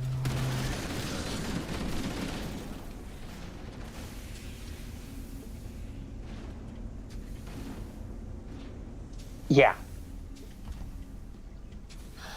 So, I didn't expect to see needle rifles at this point in the game. Huh. Needle rifles. Oh shit. So, you should remember those from Reach. Yeah. Yeah, evidently, I just found one. Where? What the fuck? The Covenant are bringing out their other weapons, I guess. Because, we don't have the skull that swaps up the weapon spawns on us. There is no other explanation for this. It just is supposed to spawn. Well, it's mine now. The best part is, this thing can fire on full auto now. Really? Just hold down the trigger. Landing 3 consecutive shots of the same body part should still get the super combine. So, aim for center mass. Got it.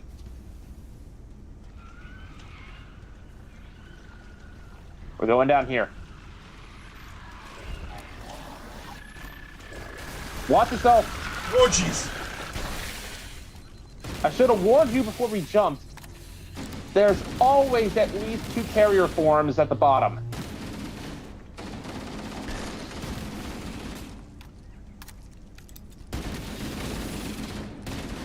It's usually why I spam grenades before I jump down. I should have done that first.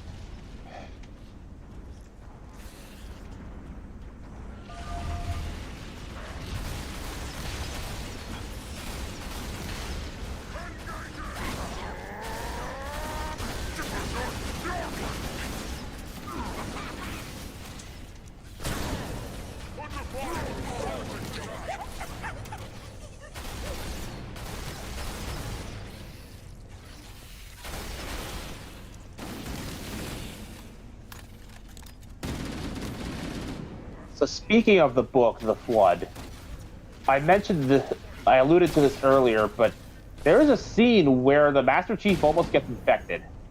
Yes. It happens during the events of the final level. We will eventually see the state of the Pillar of Autumn in this, but I don't think I recall exactly where the location of the ship was, so I'm telling you about it now. In context, as the Chief is making his way through the Autumn, trying to set it up for its self-destruct sequence, an infection form lands on his back while his shields were still cycling, because at this point, he'd been through several days of heavy combat, and his suit was starting to fail. When we get to Halo 2, they'll actually mention some of what was going badly with the suit. Oh yeah, the opening scene where the guy's like, "Well, this shit's fried."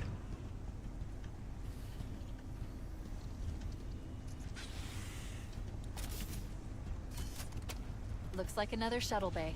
We should be able to reach the control room from the The armor third plating level. was totally compromised. There's viscosity throughout the gel layer. Optics, totally fried. And let's not even talk about the power supply. You know how expensive this gear is, son? Tell that to the Covenant.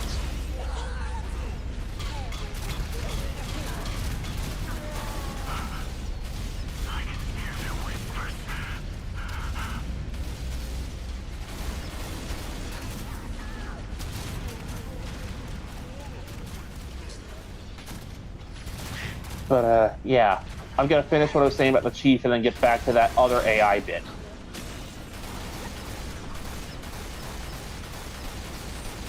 So, while Chief's shields were still attempting to reboot, an infection form jumped onto his back, and it pierced the neck part of his suit. Oh fuck. I forget if it was actually his back or in front of him, but like, also I'm dead, but the infection form put a tendril in there and was trying desperately to find his spine. Cortana prevented the infection by using the rebooting shields to fry the damn thing.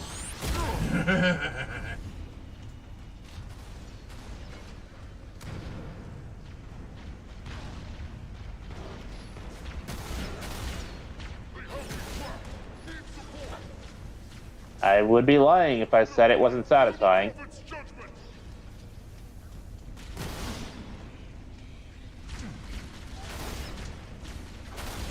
And why the hell not?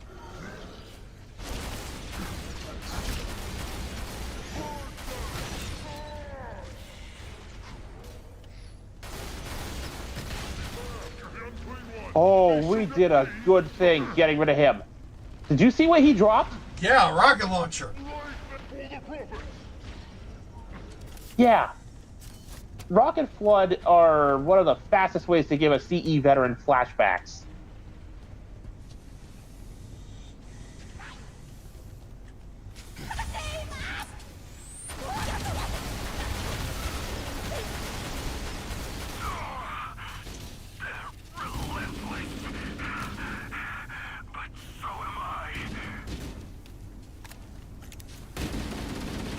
You know, I've noticed since the flood have shown up. Well, actually, like since the initial level where the flood has shown up, we've not seen any human marines. Yes, there's a reason for that. They got infected, didn't they? A lot of them did. Most of them have regrouped back at Alpha Base in order for to gather intelligence and figure out what's going on. I think around this point, they're planning on taking this very ship. That might be. Oh, they do so after we're done with it. Chief doesn't even know they're coming.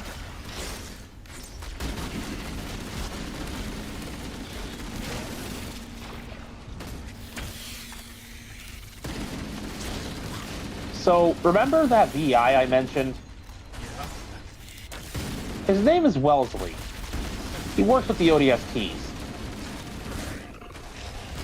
He was in constant contact with Cortana throughout the campaign. And he's how Cortana eventually coordinated the plan to destroy Halo with the rest of the surviving crew. Okay.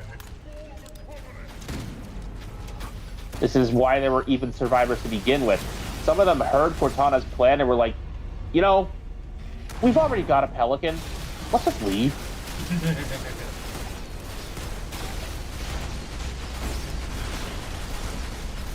Among those survivors would be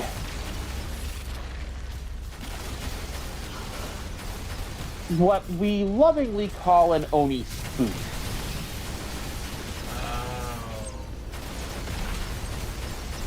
He was on board the Pillar of Autumn to ensure that Operation Red Flag went through.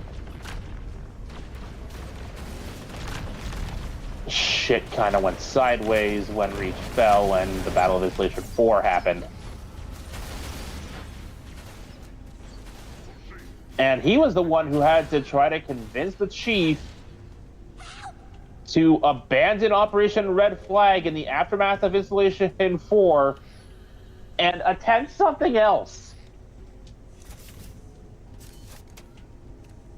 The control room should be And this way. part of what I love about the book First Strike, taking place between Halos 1 and 2, is that as much as you may hate Oni, this dude had a legitimate point. And he was by no means a tactical dumbass.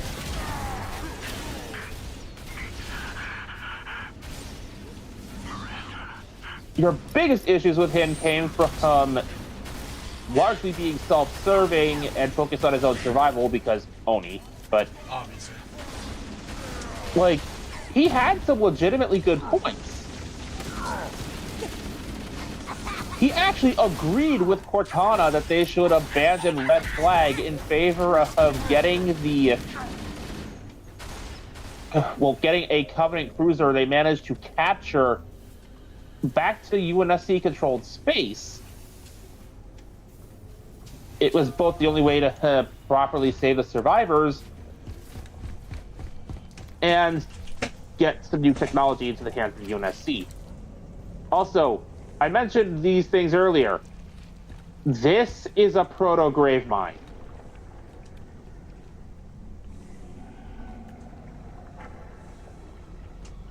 This is the result of the flood piling dozens, if not hundreds, of bodies together to break down their biomass into something to coordinate the entire infestation. Chief?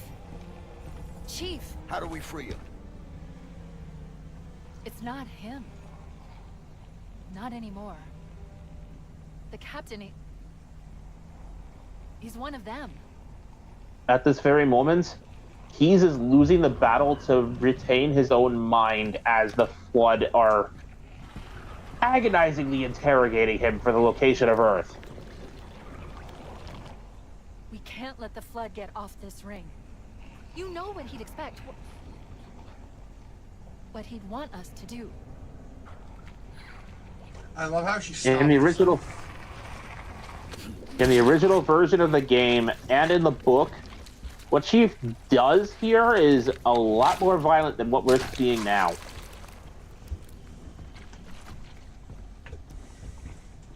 He took his implant, right? Yep, that's what he just dropped for Cortana. It's done. I have the code. These things are usually attached to the base of the skull at the back of the head for UNSC Marines and other personnel. I remember he was You see- scratching at it at the beginning of the game. These things are also responsible for the IFF tags that the Marines have. Alert! I'm detecting multiple Covenant and Flood. It's marines why approaching even when they're the grid. dead, they're still ping friendly.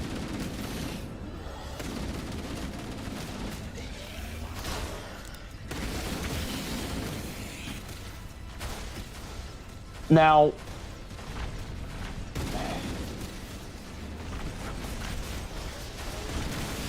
I was describing what Chief did in the book, wasn't I?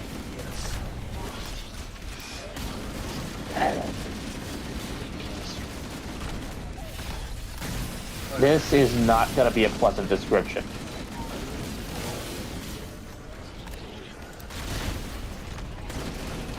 To paraphrase the book, Chief made a shovel shape with his hand, and with all of his augmented strength, plunged it into the captain's forehead. And then fished around for the implant, pulling it back out through the hole he made in the front of Keyes' head. So instead of like getting it from the back, he went in front. Because there was no way to turn Keyes' head to get at the implant, as seen in the original design of the Grave Mine. Well, proto-Grave Mine, but still. Behind you, by the way. We're not leaving this room just yet once we clear out the flood, because there is a skull to be gotten here. And it's just as morbidly hilarious as the paranoid Marine.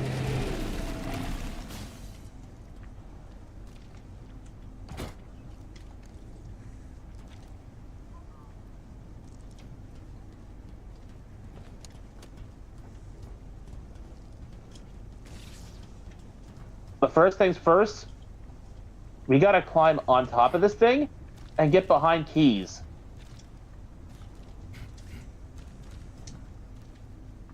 And then just punch at his head from behind.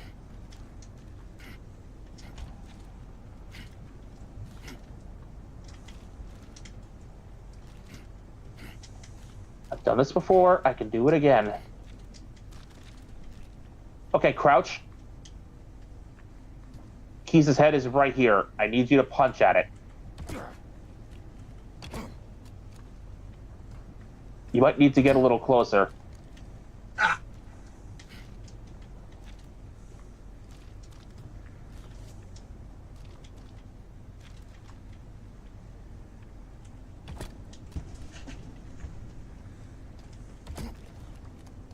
Because if you didn't figure it out by now, you are punching Keyes' skull out of his head and collecting it.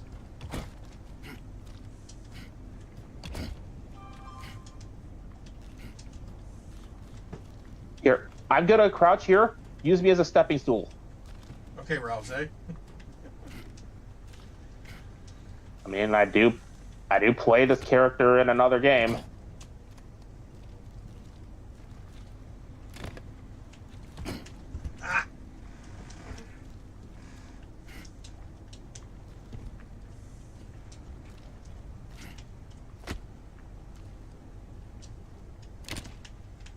Okay.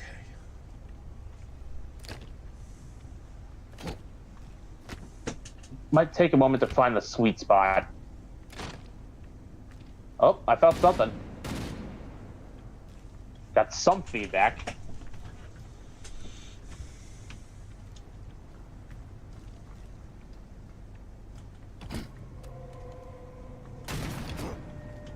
Wait, what is that? I just shot it. We got it. Pinata. You want to know what that does? What? It makes enemies drop grenades when you punch them. As a nod to how we were supposed to get this skull. I just got fed up with it and blasted him with a shotgun. We need to get back to the Pillar of Autumn. Let's go back to the shuttle bay and find a ride. Because if we kept trying to do this the intended way, we'd be here all day. Yeah. Ooh. No. Whoa! Hate when they do that. Where did it come from? Oh. There. Literally above us. It just dropped out of the ceiling.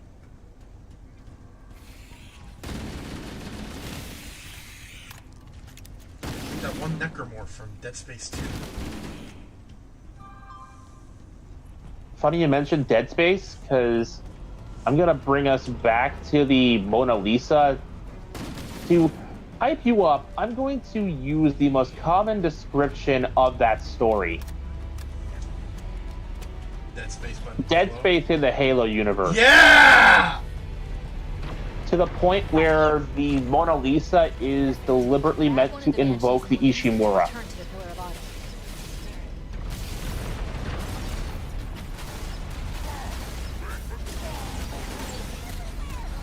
Let that sink in. Okay, we'll be taking these Banshees. Thank you and goodbye.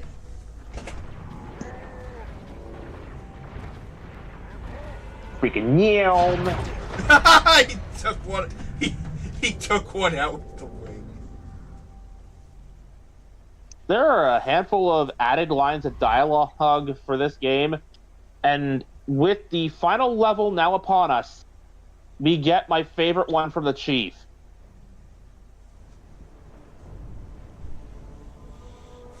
Because, like, for the most part, this exchange is point for point what happened in the original game.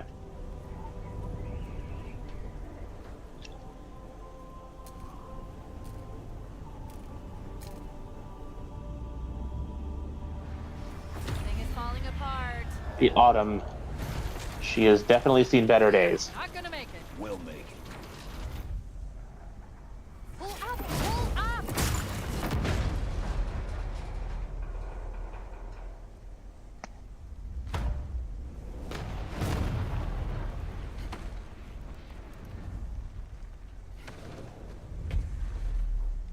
You did that on purpose, didn't you? There must have been something wrong with the coordinate data.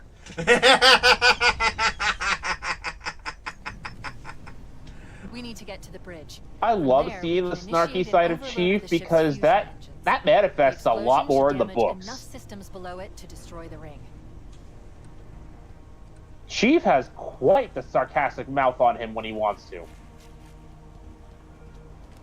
Also, our opening loadout for this is basically both versions of the same weapon. Okay. You're actually going to want to keep the plasma rifle. Okay. Remember what I mentioned about plasma bolts from the plasma pistol taking down sentinels? Yeah. The plasma rifle is also really good for this purpose. The Flood have a general weakness to being burned alive, so plasma weaponry works pretty well. I think one of them just got stuck on my character model. Yeah, I saw you collapse. It's bullshit. So the thought process is if a Flood infected form latches onto you without your shield, that's game over. It just infected you.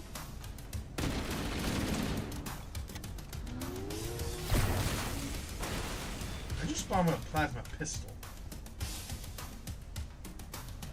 Yeah, I don't know what made them decide on what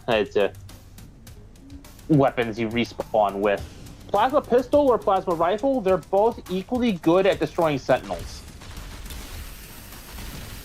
And sentinel rifles are great for flood. Or sentinel beams. As are plasma rifles.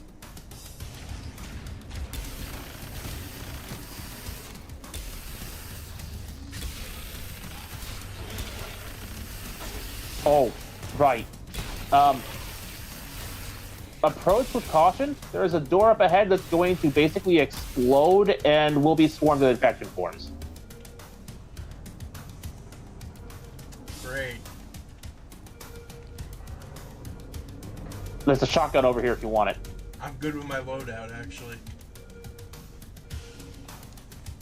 Sentinel beam for the Covenant. There's the door. Yeet! Energy rifle for the Sentinels. Like the sentinel beam and the plasma pistol and rifle would basically share the same niche. They are both equally good with the Flood and the sentinels.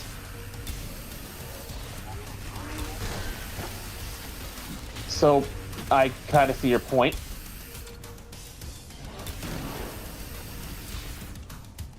There will be Covenant on this ship too.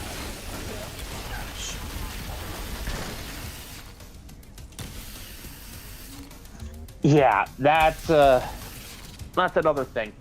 To bring up the book again, the entire time that the humans have been stuck on Alpha Base, they've been trying to reclaim the Autumn, but the Covenant have amassed such numbers in here that it was basically a lost cause. All they could manage was brief raids to get supplies from inside of the ship. Did they manage to get Linda is currently in orbit around the ring. Oh. It's a security measure for cryopods with injured personnel. If Chief had still been in his pod, he too would be in orbit. So it's a Beast War scenario. Got it. Yep.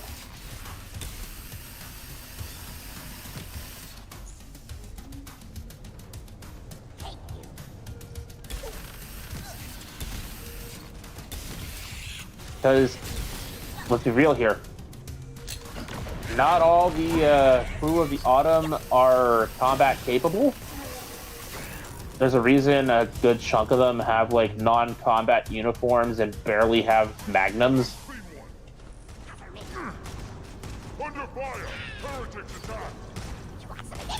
Right now, the Covenant are just holding the ship because they're trying to pry any intel they can out of it.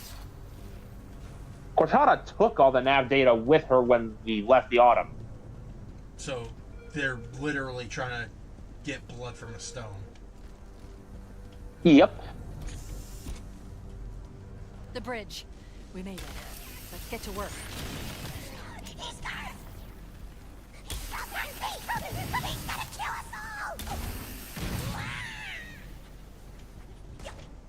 I need you to upload me into the control system. Fuel rod The cannons. terminal Nice. is located next to the main view screen. I'm good with my loadout, but hey.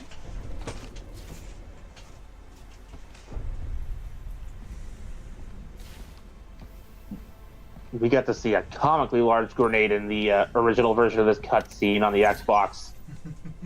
I leave home for a few days and look what happens. This won't take long. There.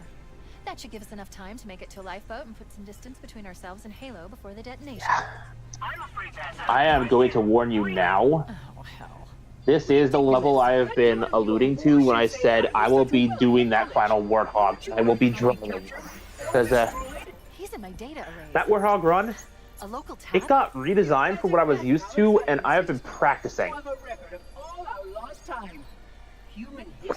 I don't have all the shortcuts down yet, but I can definitely get us to the end in time. To think you would destroy this installation, as well as this record.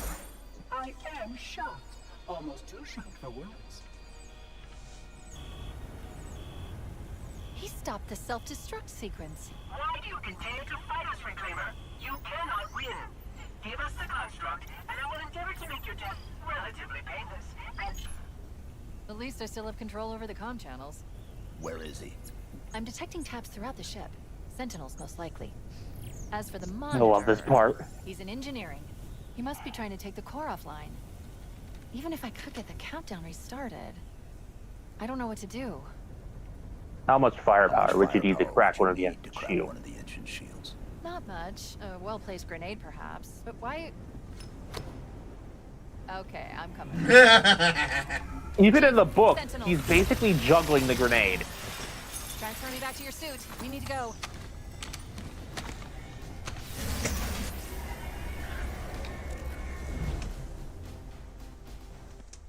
Like I said, Chief can be one snarky, sarcastic son of a bitch when he wants to. I love it. We need more of that in Halo 7. Chief, we need to get to the engine room. That's the only other place Assuming where the we get a monitor Halo can 7. override the self-destruct sequence. I hear it's in the works. The ship was It's heavily just damaged when slow it going right crashed. now.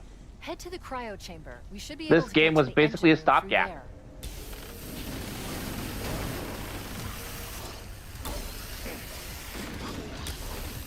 Because not only are they working on Halo 7, they are also working on an exclusively multiplayer experience Halo game.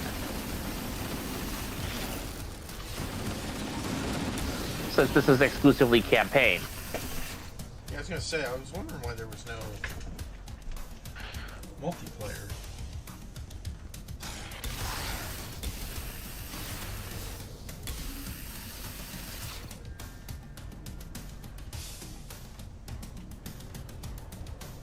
So, I'm going to let you in on how Cortana's plan is going to work out. She says a well-placed grenade would do the trick. There will be an armory on the way to the engine room. In there, we'll find rocket launchers, among other things. Rocket launchers are just as good. Got it. My plan for how we're going to do this is largely going to comprise of one of us will stay up there to hit the engine controls, and the other will stay on the lower floor with the rocket launcher ready to blast the engine vents when they open.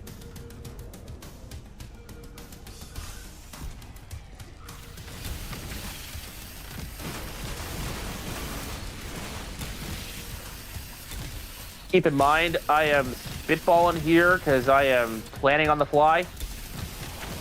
I mean, considering what we're doing right now, it's like, that's fine. We're kind of in the middle of something.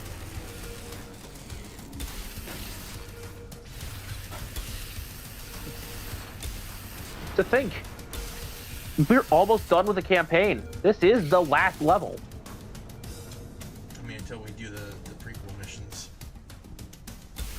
If we do those. I want to do them. Fair enough. Ah! The fuck was that?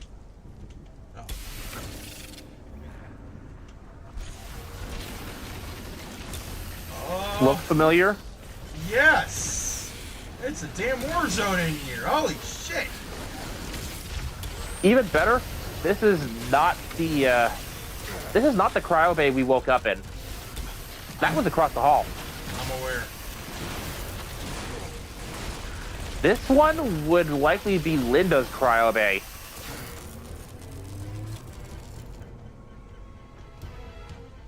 Speaking of which, I'm gonna just hop over here to see if there's a terminal I missed.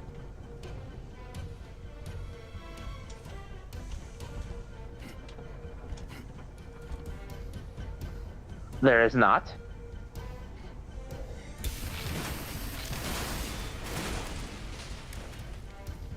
There's a skull here, though. Oh. Back here. I see it.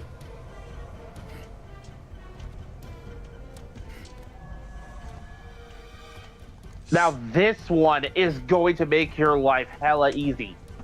This is an old feature from, well, not hella easy, but certainly a lot more convenient. This is an old feature for the original release of the game. Stowed reload allows you to continue reloading your weapon even after switching to another one mid-animation. Oh. It is what the fan base has lovingly named backpack reloading.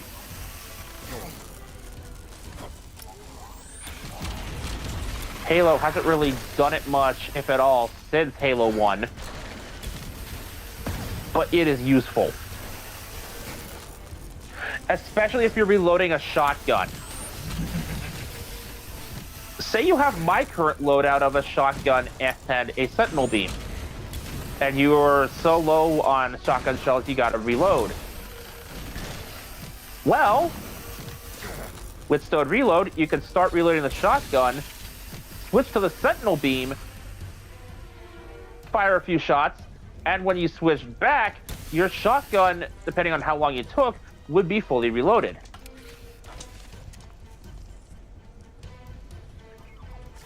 That's how convenient this skull is. Also, do you have an overshield? I do not. Now you do.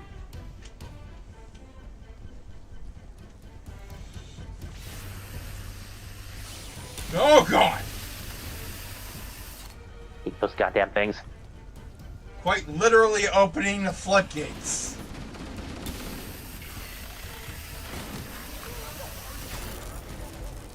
Yeah, they were aptly named for the description of their movement. Mm-hmm.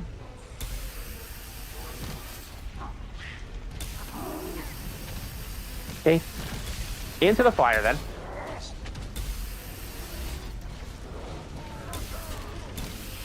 Yeah, the Autumn is in worse shape than we thought. Ah, And the she's fine. And the- A little bit of elbow grease, she'll be fine in no time. the best part is, I can tell you exactly why she's held up as well as she has. Why? Her entire structure is built around a hexagonal honeycomb shape. Basically, she is literally built around a honeycomb.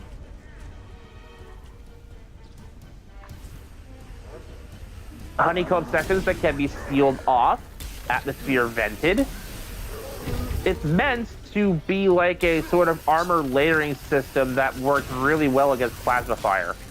It was expensive as hell to produce, and it predated the Human Covenant War by quite some time. It just happened to be convenient. It's why the Autumn was chosen as the mothership for Operation Red Flag. By the time they crashed on Halo, a large chunk of the ship's hull, its armor plating, had melted away.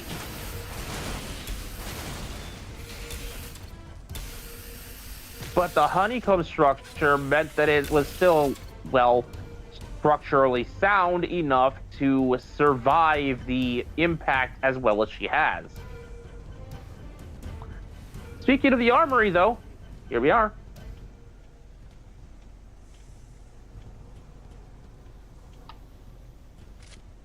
So, who's gonna be the guy with the rocket launcher? Well, I already have one. I picked one up I'll earlier. handle the. Fair enough. I'll handle the. I'll handle opening the engine up, which is good because I know how to navigate this place. So, keeping you on the ground floor for the Engine room moment located. will We're here. work out for the best. Don't worry, I have access to all of the reactor schematics. There's a and procedures. last I'll skull walk you through here it. that I am going to attempt First, to we need grab. pull back the exhaust couplings. Because we still have That will expose a acrophobia shaft on, that so leads to I the can actually primary get up fusion here. drive core.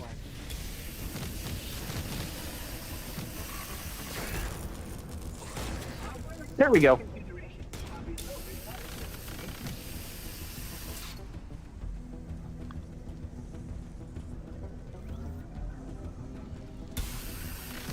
I got you the boom stall. Nice. Alright, so do I just stay down here? Have your rocket launcher ready. I am opening this side. Step one You'll complete. know which side Now, once we it should actually starts straight moving. shot into one of the ship's 4 fusion Keep, reactors. your rocket launcher ready and an eye on my character marker. We I'll need try a to keep catalyst stuff off your explode back in the to meantime. destabilize the magnetic containment field surrounding the fusion cells. Analyzing. Fusion reactor number 1 destabilizing. I find it hilarious that Sentinel beams are just as effective on Sentinels themselves as they are on the Flood. Use an explosive. It's like the whole I it's like the recommend a whole grenade or thing of rocket. Metal Man. His own If weapon you run out of is explosives, he's there weak is to an his own armoring weapon. station located near the engine room's entrance.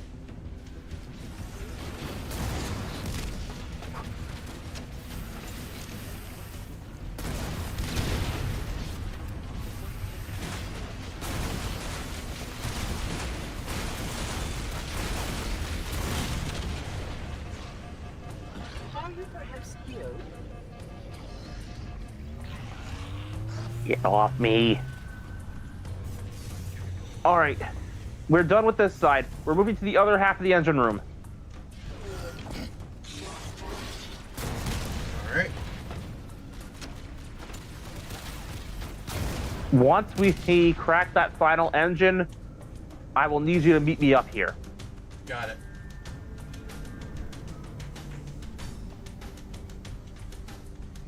Okay. Keep it up. Only one more fusion reactor to Hit go. confirm. I'm opening the last one.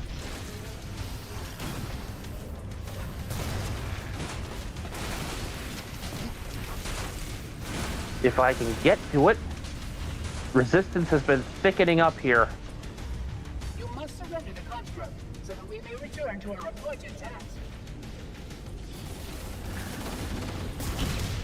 It's Fuck. open. What happened? I died.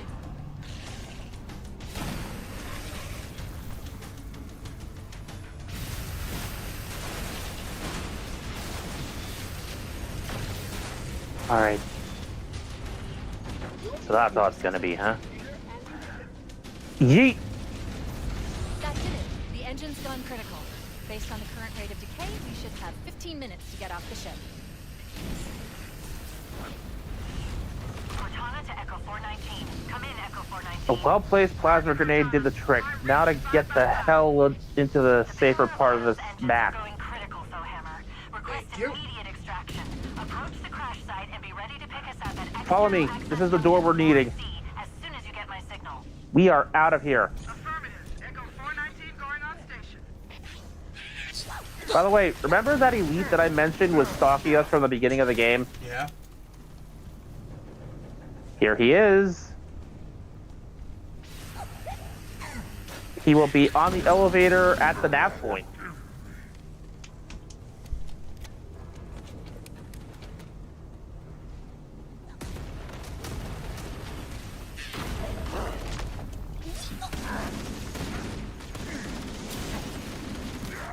And when he finally shows up to jump Chief in the book, he goes down like a bitch.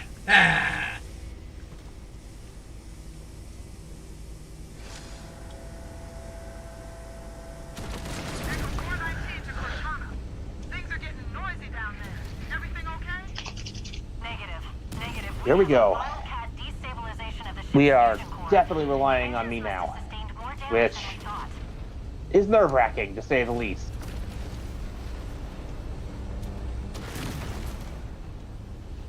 You might as well not even bother with the turret. It's not going to be super helpful. Alert. Our RV point with Foehammer is further towards the ship's bow. I mean, you can still use it if you want to, but you're just as good in the passenger side. You know what?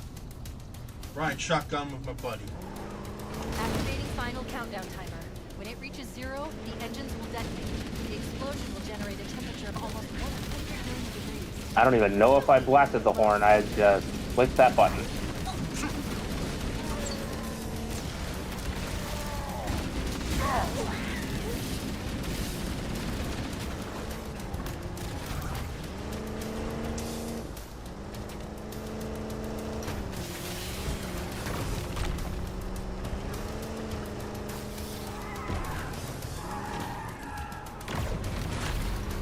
E-braked a little too early.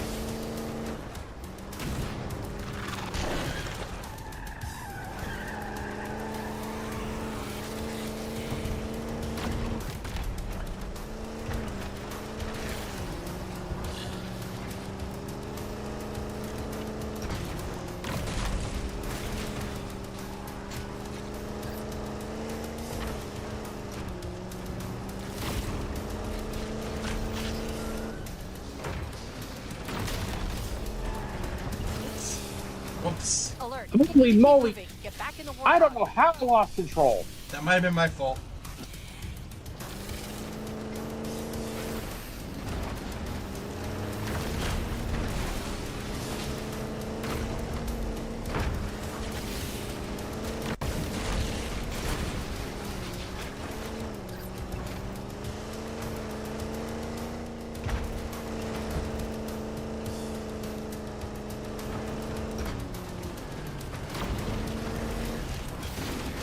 There is nothing more nerve-wracking than attempting to do the Warthog run in actual silence. Because I do not have the game audio on.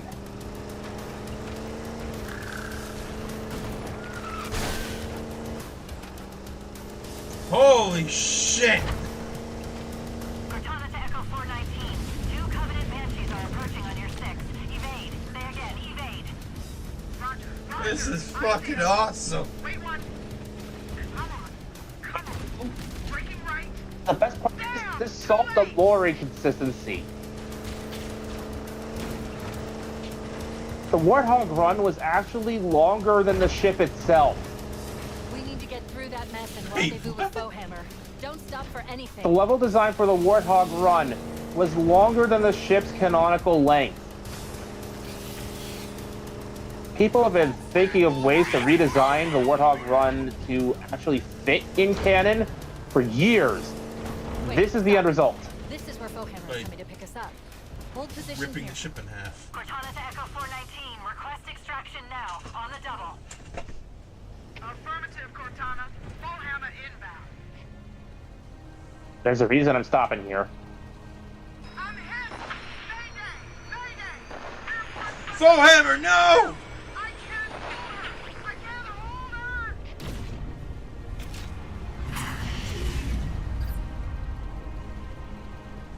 We'll never forget you.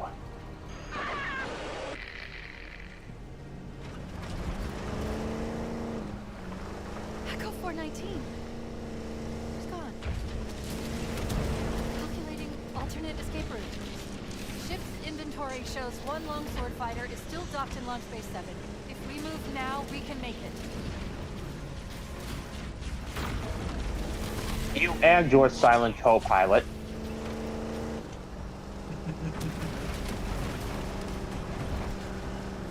Because, yeah, they did have co-pilots in those things.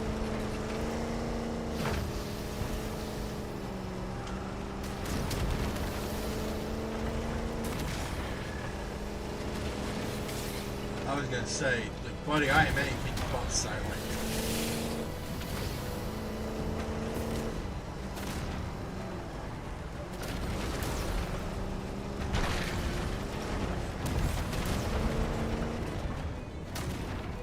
Ah. An Easter egg.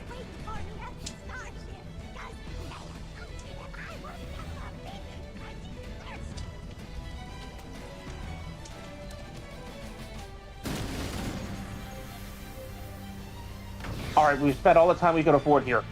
Back in, back in. Okay, what was that all about?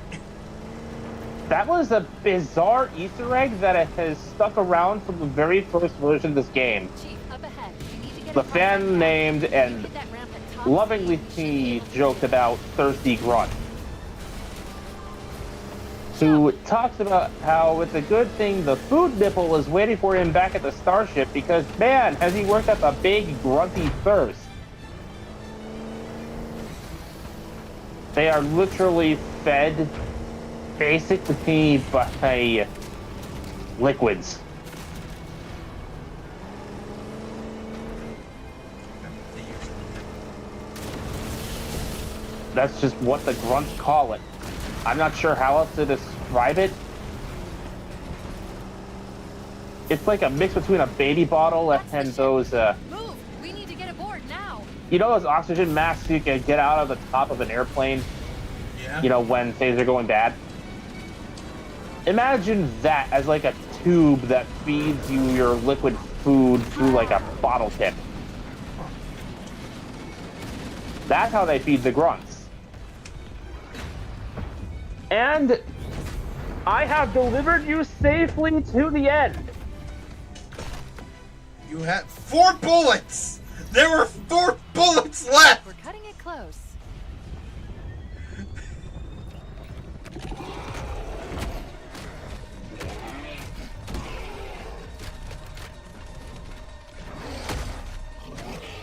That's okay. Chief won't need one. Because he's got Chekhov's gun. Yeah! He's his magnum. Here we go. Now, here's the fun part. If we had done this on Legendary, we'd have gotten an alternate ending. Oh. Which was basically just sequel bait, but it was funny sequel bait. Is it the one where we see Johnson? Johnson on the beach watching the ending of the original game, the original Legendary ending at that. Only to see the explosion in the distance and go, well, guess that's my cue to leave, step onto a pelican, and bid the player goodbye until the sequel.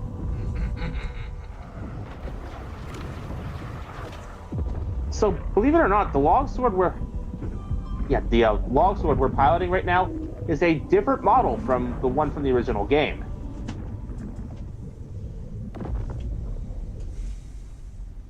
And the destruction of the ring will never stop being majestic. Shut them down. We'll need them later. Seeing it break apart like that. Believe it or not, Anyone else make it? some of those chunks of ring debris are still life-sustaining. No. Just dust and echoes. echoes, huh? We're all that's left. We did what we had to do. I mean, Chief doesn't believe that. He keeps asking her to scan again and again and again until they find something. And the flood. We had Which no is how they choice. find the rest of the survivors in the book. Chief refuses to give up. It's finished. Partially because they have no way to make it back to human space in this thing. I think we're just getting started.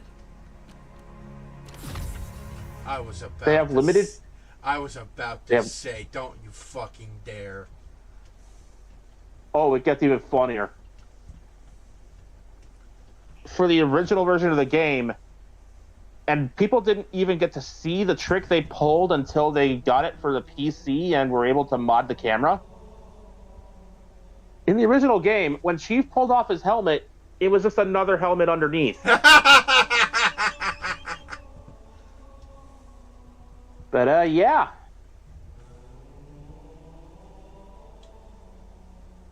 Halo. We're just getting started.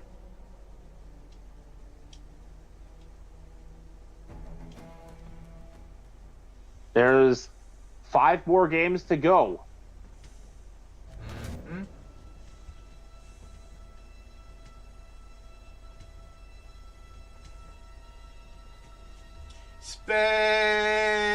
Space! Actually, I take that back. There's 6 more games. I almost forgot ODST. Oh, I thought he was launched into space. I didn't realize he was actually flying. Yeah, no, he left under his own power. Damn. That cutscene, though, that's going to be important for Halo 2 Anniversary. I know. I played Halo 2 Anniversary. I'm just hyping that up for the audience. Because, yeah, for Halo 2/Halo 2 Anniversary, that is the most critical setup cutscene we have. Because that is going to be set up for one of the earliest missions in the game. So, Campaign Evolved, the main campaign. What did you think about it? I liked it. Thought it was fun. Had a blast playing with my friend. It was far from a flawless experience. There's no such thing as a perfect game. But it was a fun experience nonetheless, especially playing with my best buddy here.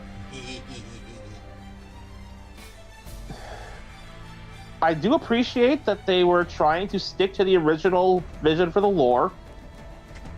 They didn't attempt to reinvent anything for her Campaign Evolved here.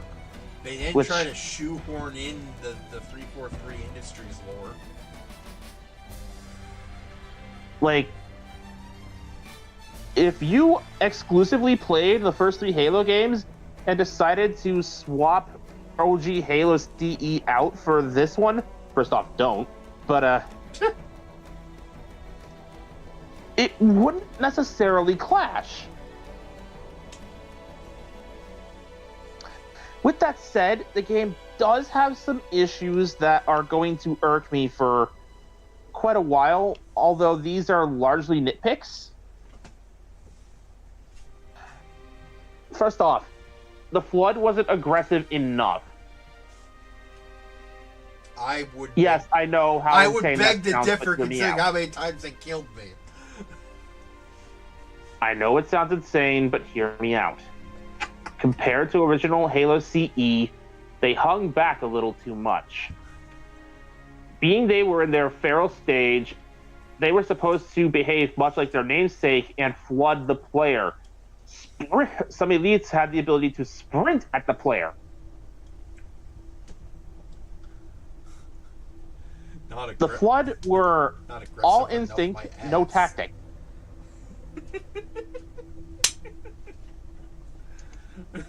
Now, that said, I don't, and like, I call it a nitpick because it didn't break the experience for me, and frankly, if we had this much trouble with the Flood on easy, I dread to think what would happen if I convinced Bear to keep going with Legendary. Even if we did have those difficulty modifiers on with the, shield and health thingy up to max. I feel like your nitpick about the aggression would be moot. Was what again? I feel like your nitpick about the Flood aggression would be moot. I'm just gonna let it go because your audio keeps cutting out.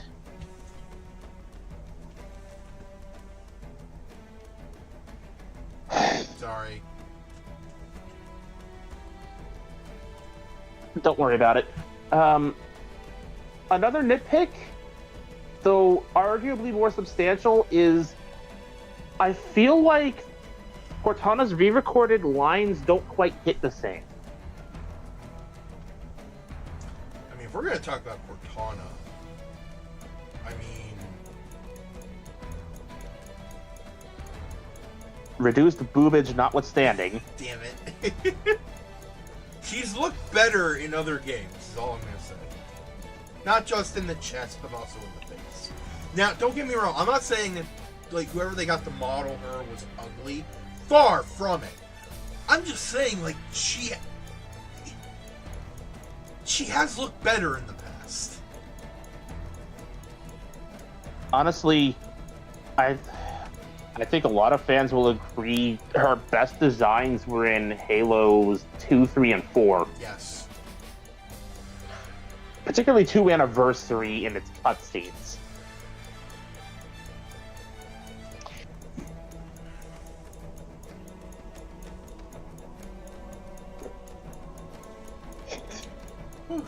Now, part of why I say I feel like Cortana's lines hit different is having played enough of both. When I hear Cortana's delivery in this game, I don't hear Cortana, I hear the weapon from Halo Infinite. Really? We'll get more to that when we eventually get to Infinite, but yeah, the way she delivers those lines, it feels more like the weapon. More wide-eyed, innocent, kind of cutesy, memey to that effect. Memey like internet memes. Yes.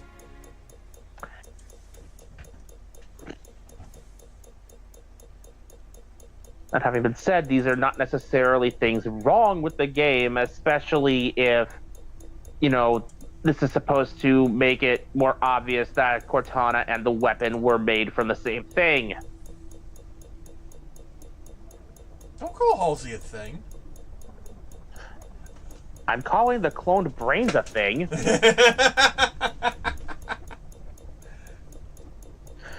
Yeah, that's what Cortana and the weapon were made from.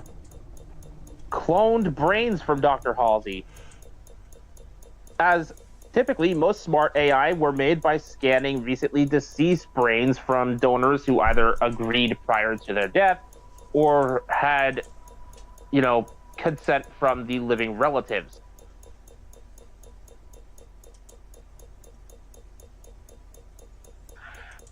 That's how smart AI exists in Halo. The downside of smart AI having more processing power and being more intelligent is that they have shorter lifespans. Roughly about 7 to 8 years.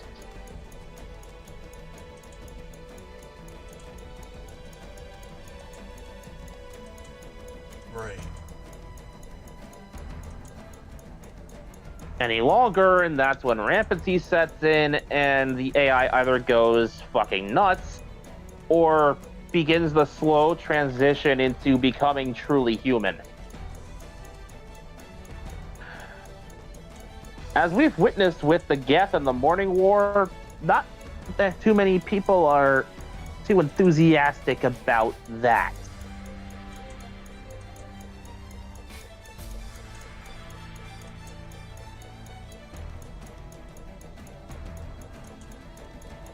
Beyond that, I have the same nitpick most other people have with the Forerunner architecture. It feels too polished, too new.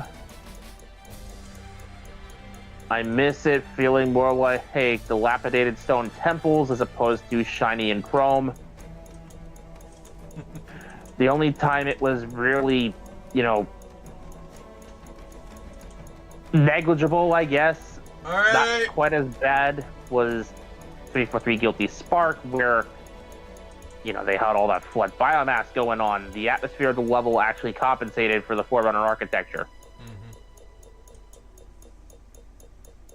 That said, as far as the actual gameplay experience, it felt a lot closer to the old Bungie days than most of 343/Halo Studios' other offerings.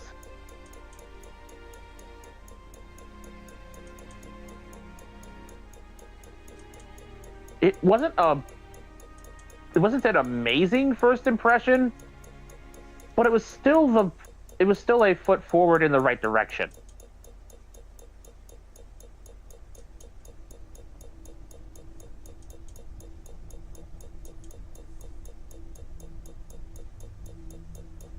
I suppose, depending on how much time we have left, we can get started a little bit on those prequel missions. How much time do we have? We're at 2 hours and 42 minutes. Okay, fair enough. I was having enough fun to lose track of time, so that's a point in the game's favor. So, next Tuesday we will be back with Halo Campaign Evolved as we tackle the prequel missions. This is going to be interesting. And my one gripe with the lore for those prequel missions, well, my biggest one anyway, was technically resolved. The Mjolnir Mark IV armor having shield. So prior to this, it was established in lore that the Mjolnir armor platform didn't have energy shields until the Mark V rolled out.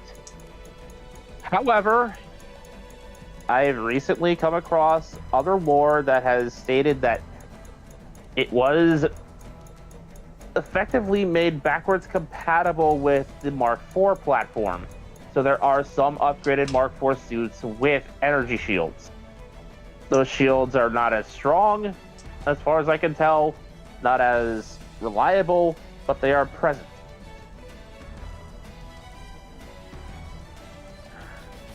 Because if they were operating on the same level of efficiency as the Mark V, then what the hell is the point of the Mark V? Better armor?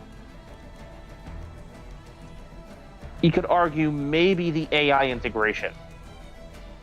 Better armor, better value, Papa John's. Anyway. Tomorrow we will be back with Bully.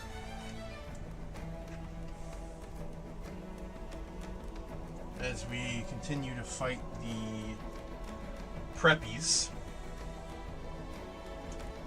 And try to keep her grades from slipping too far.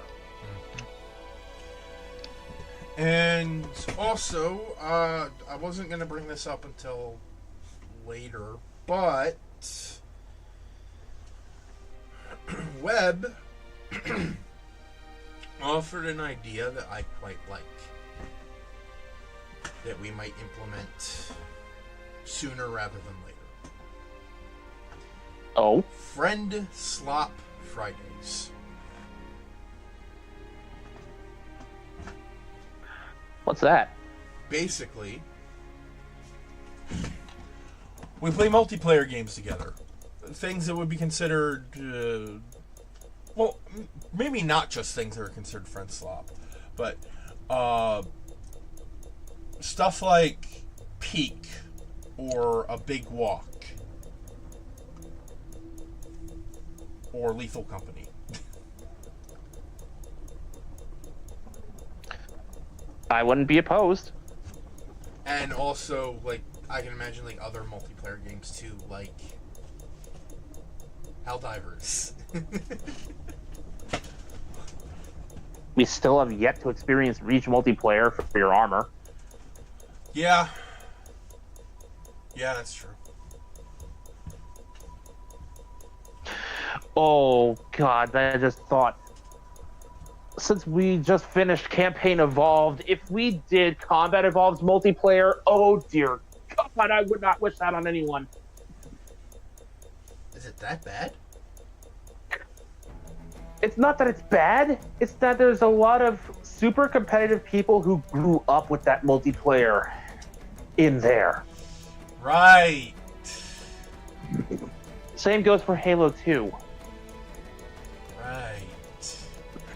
Why? Stop having fun.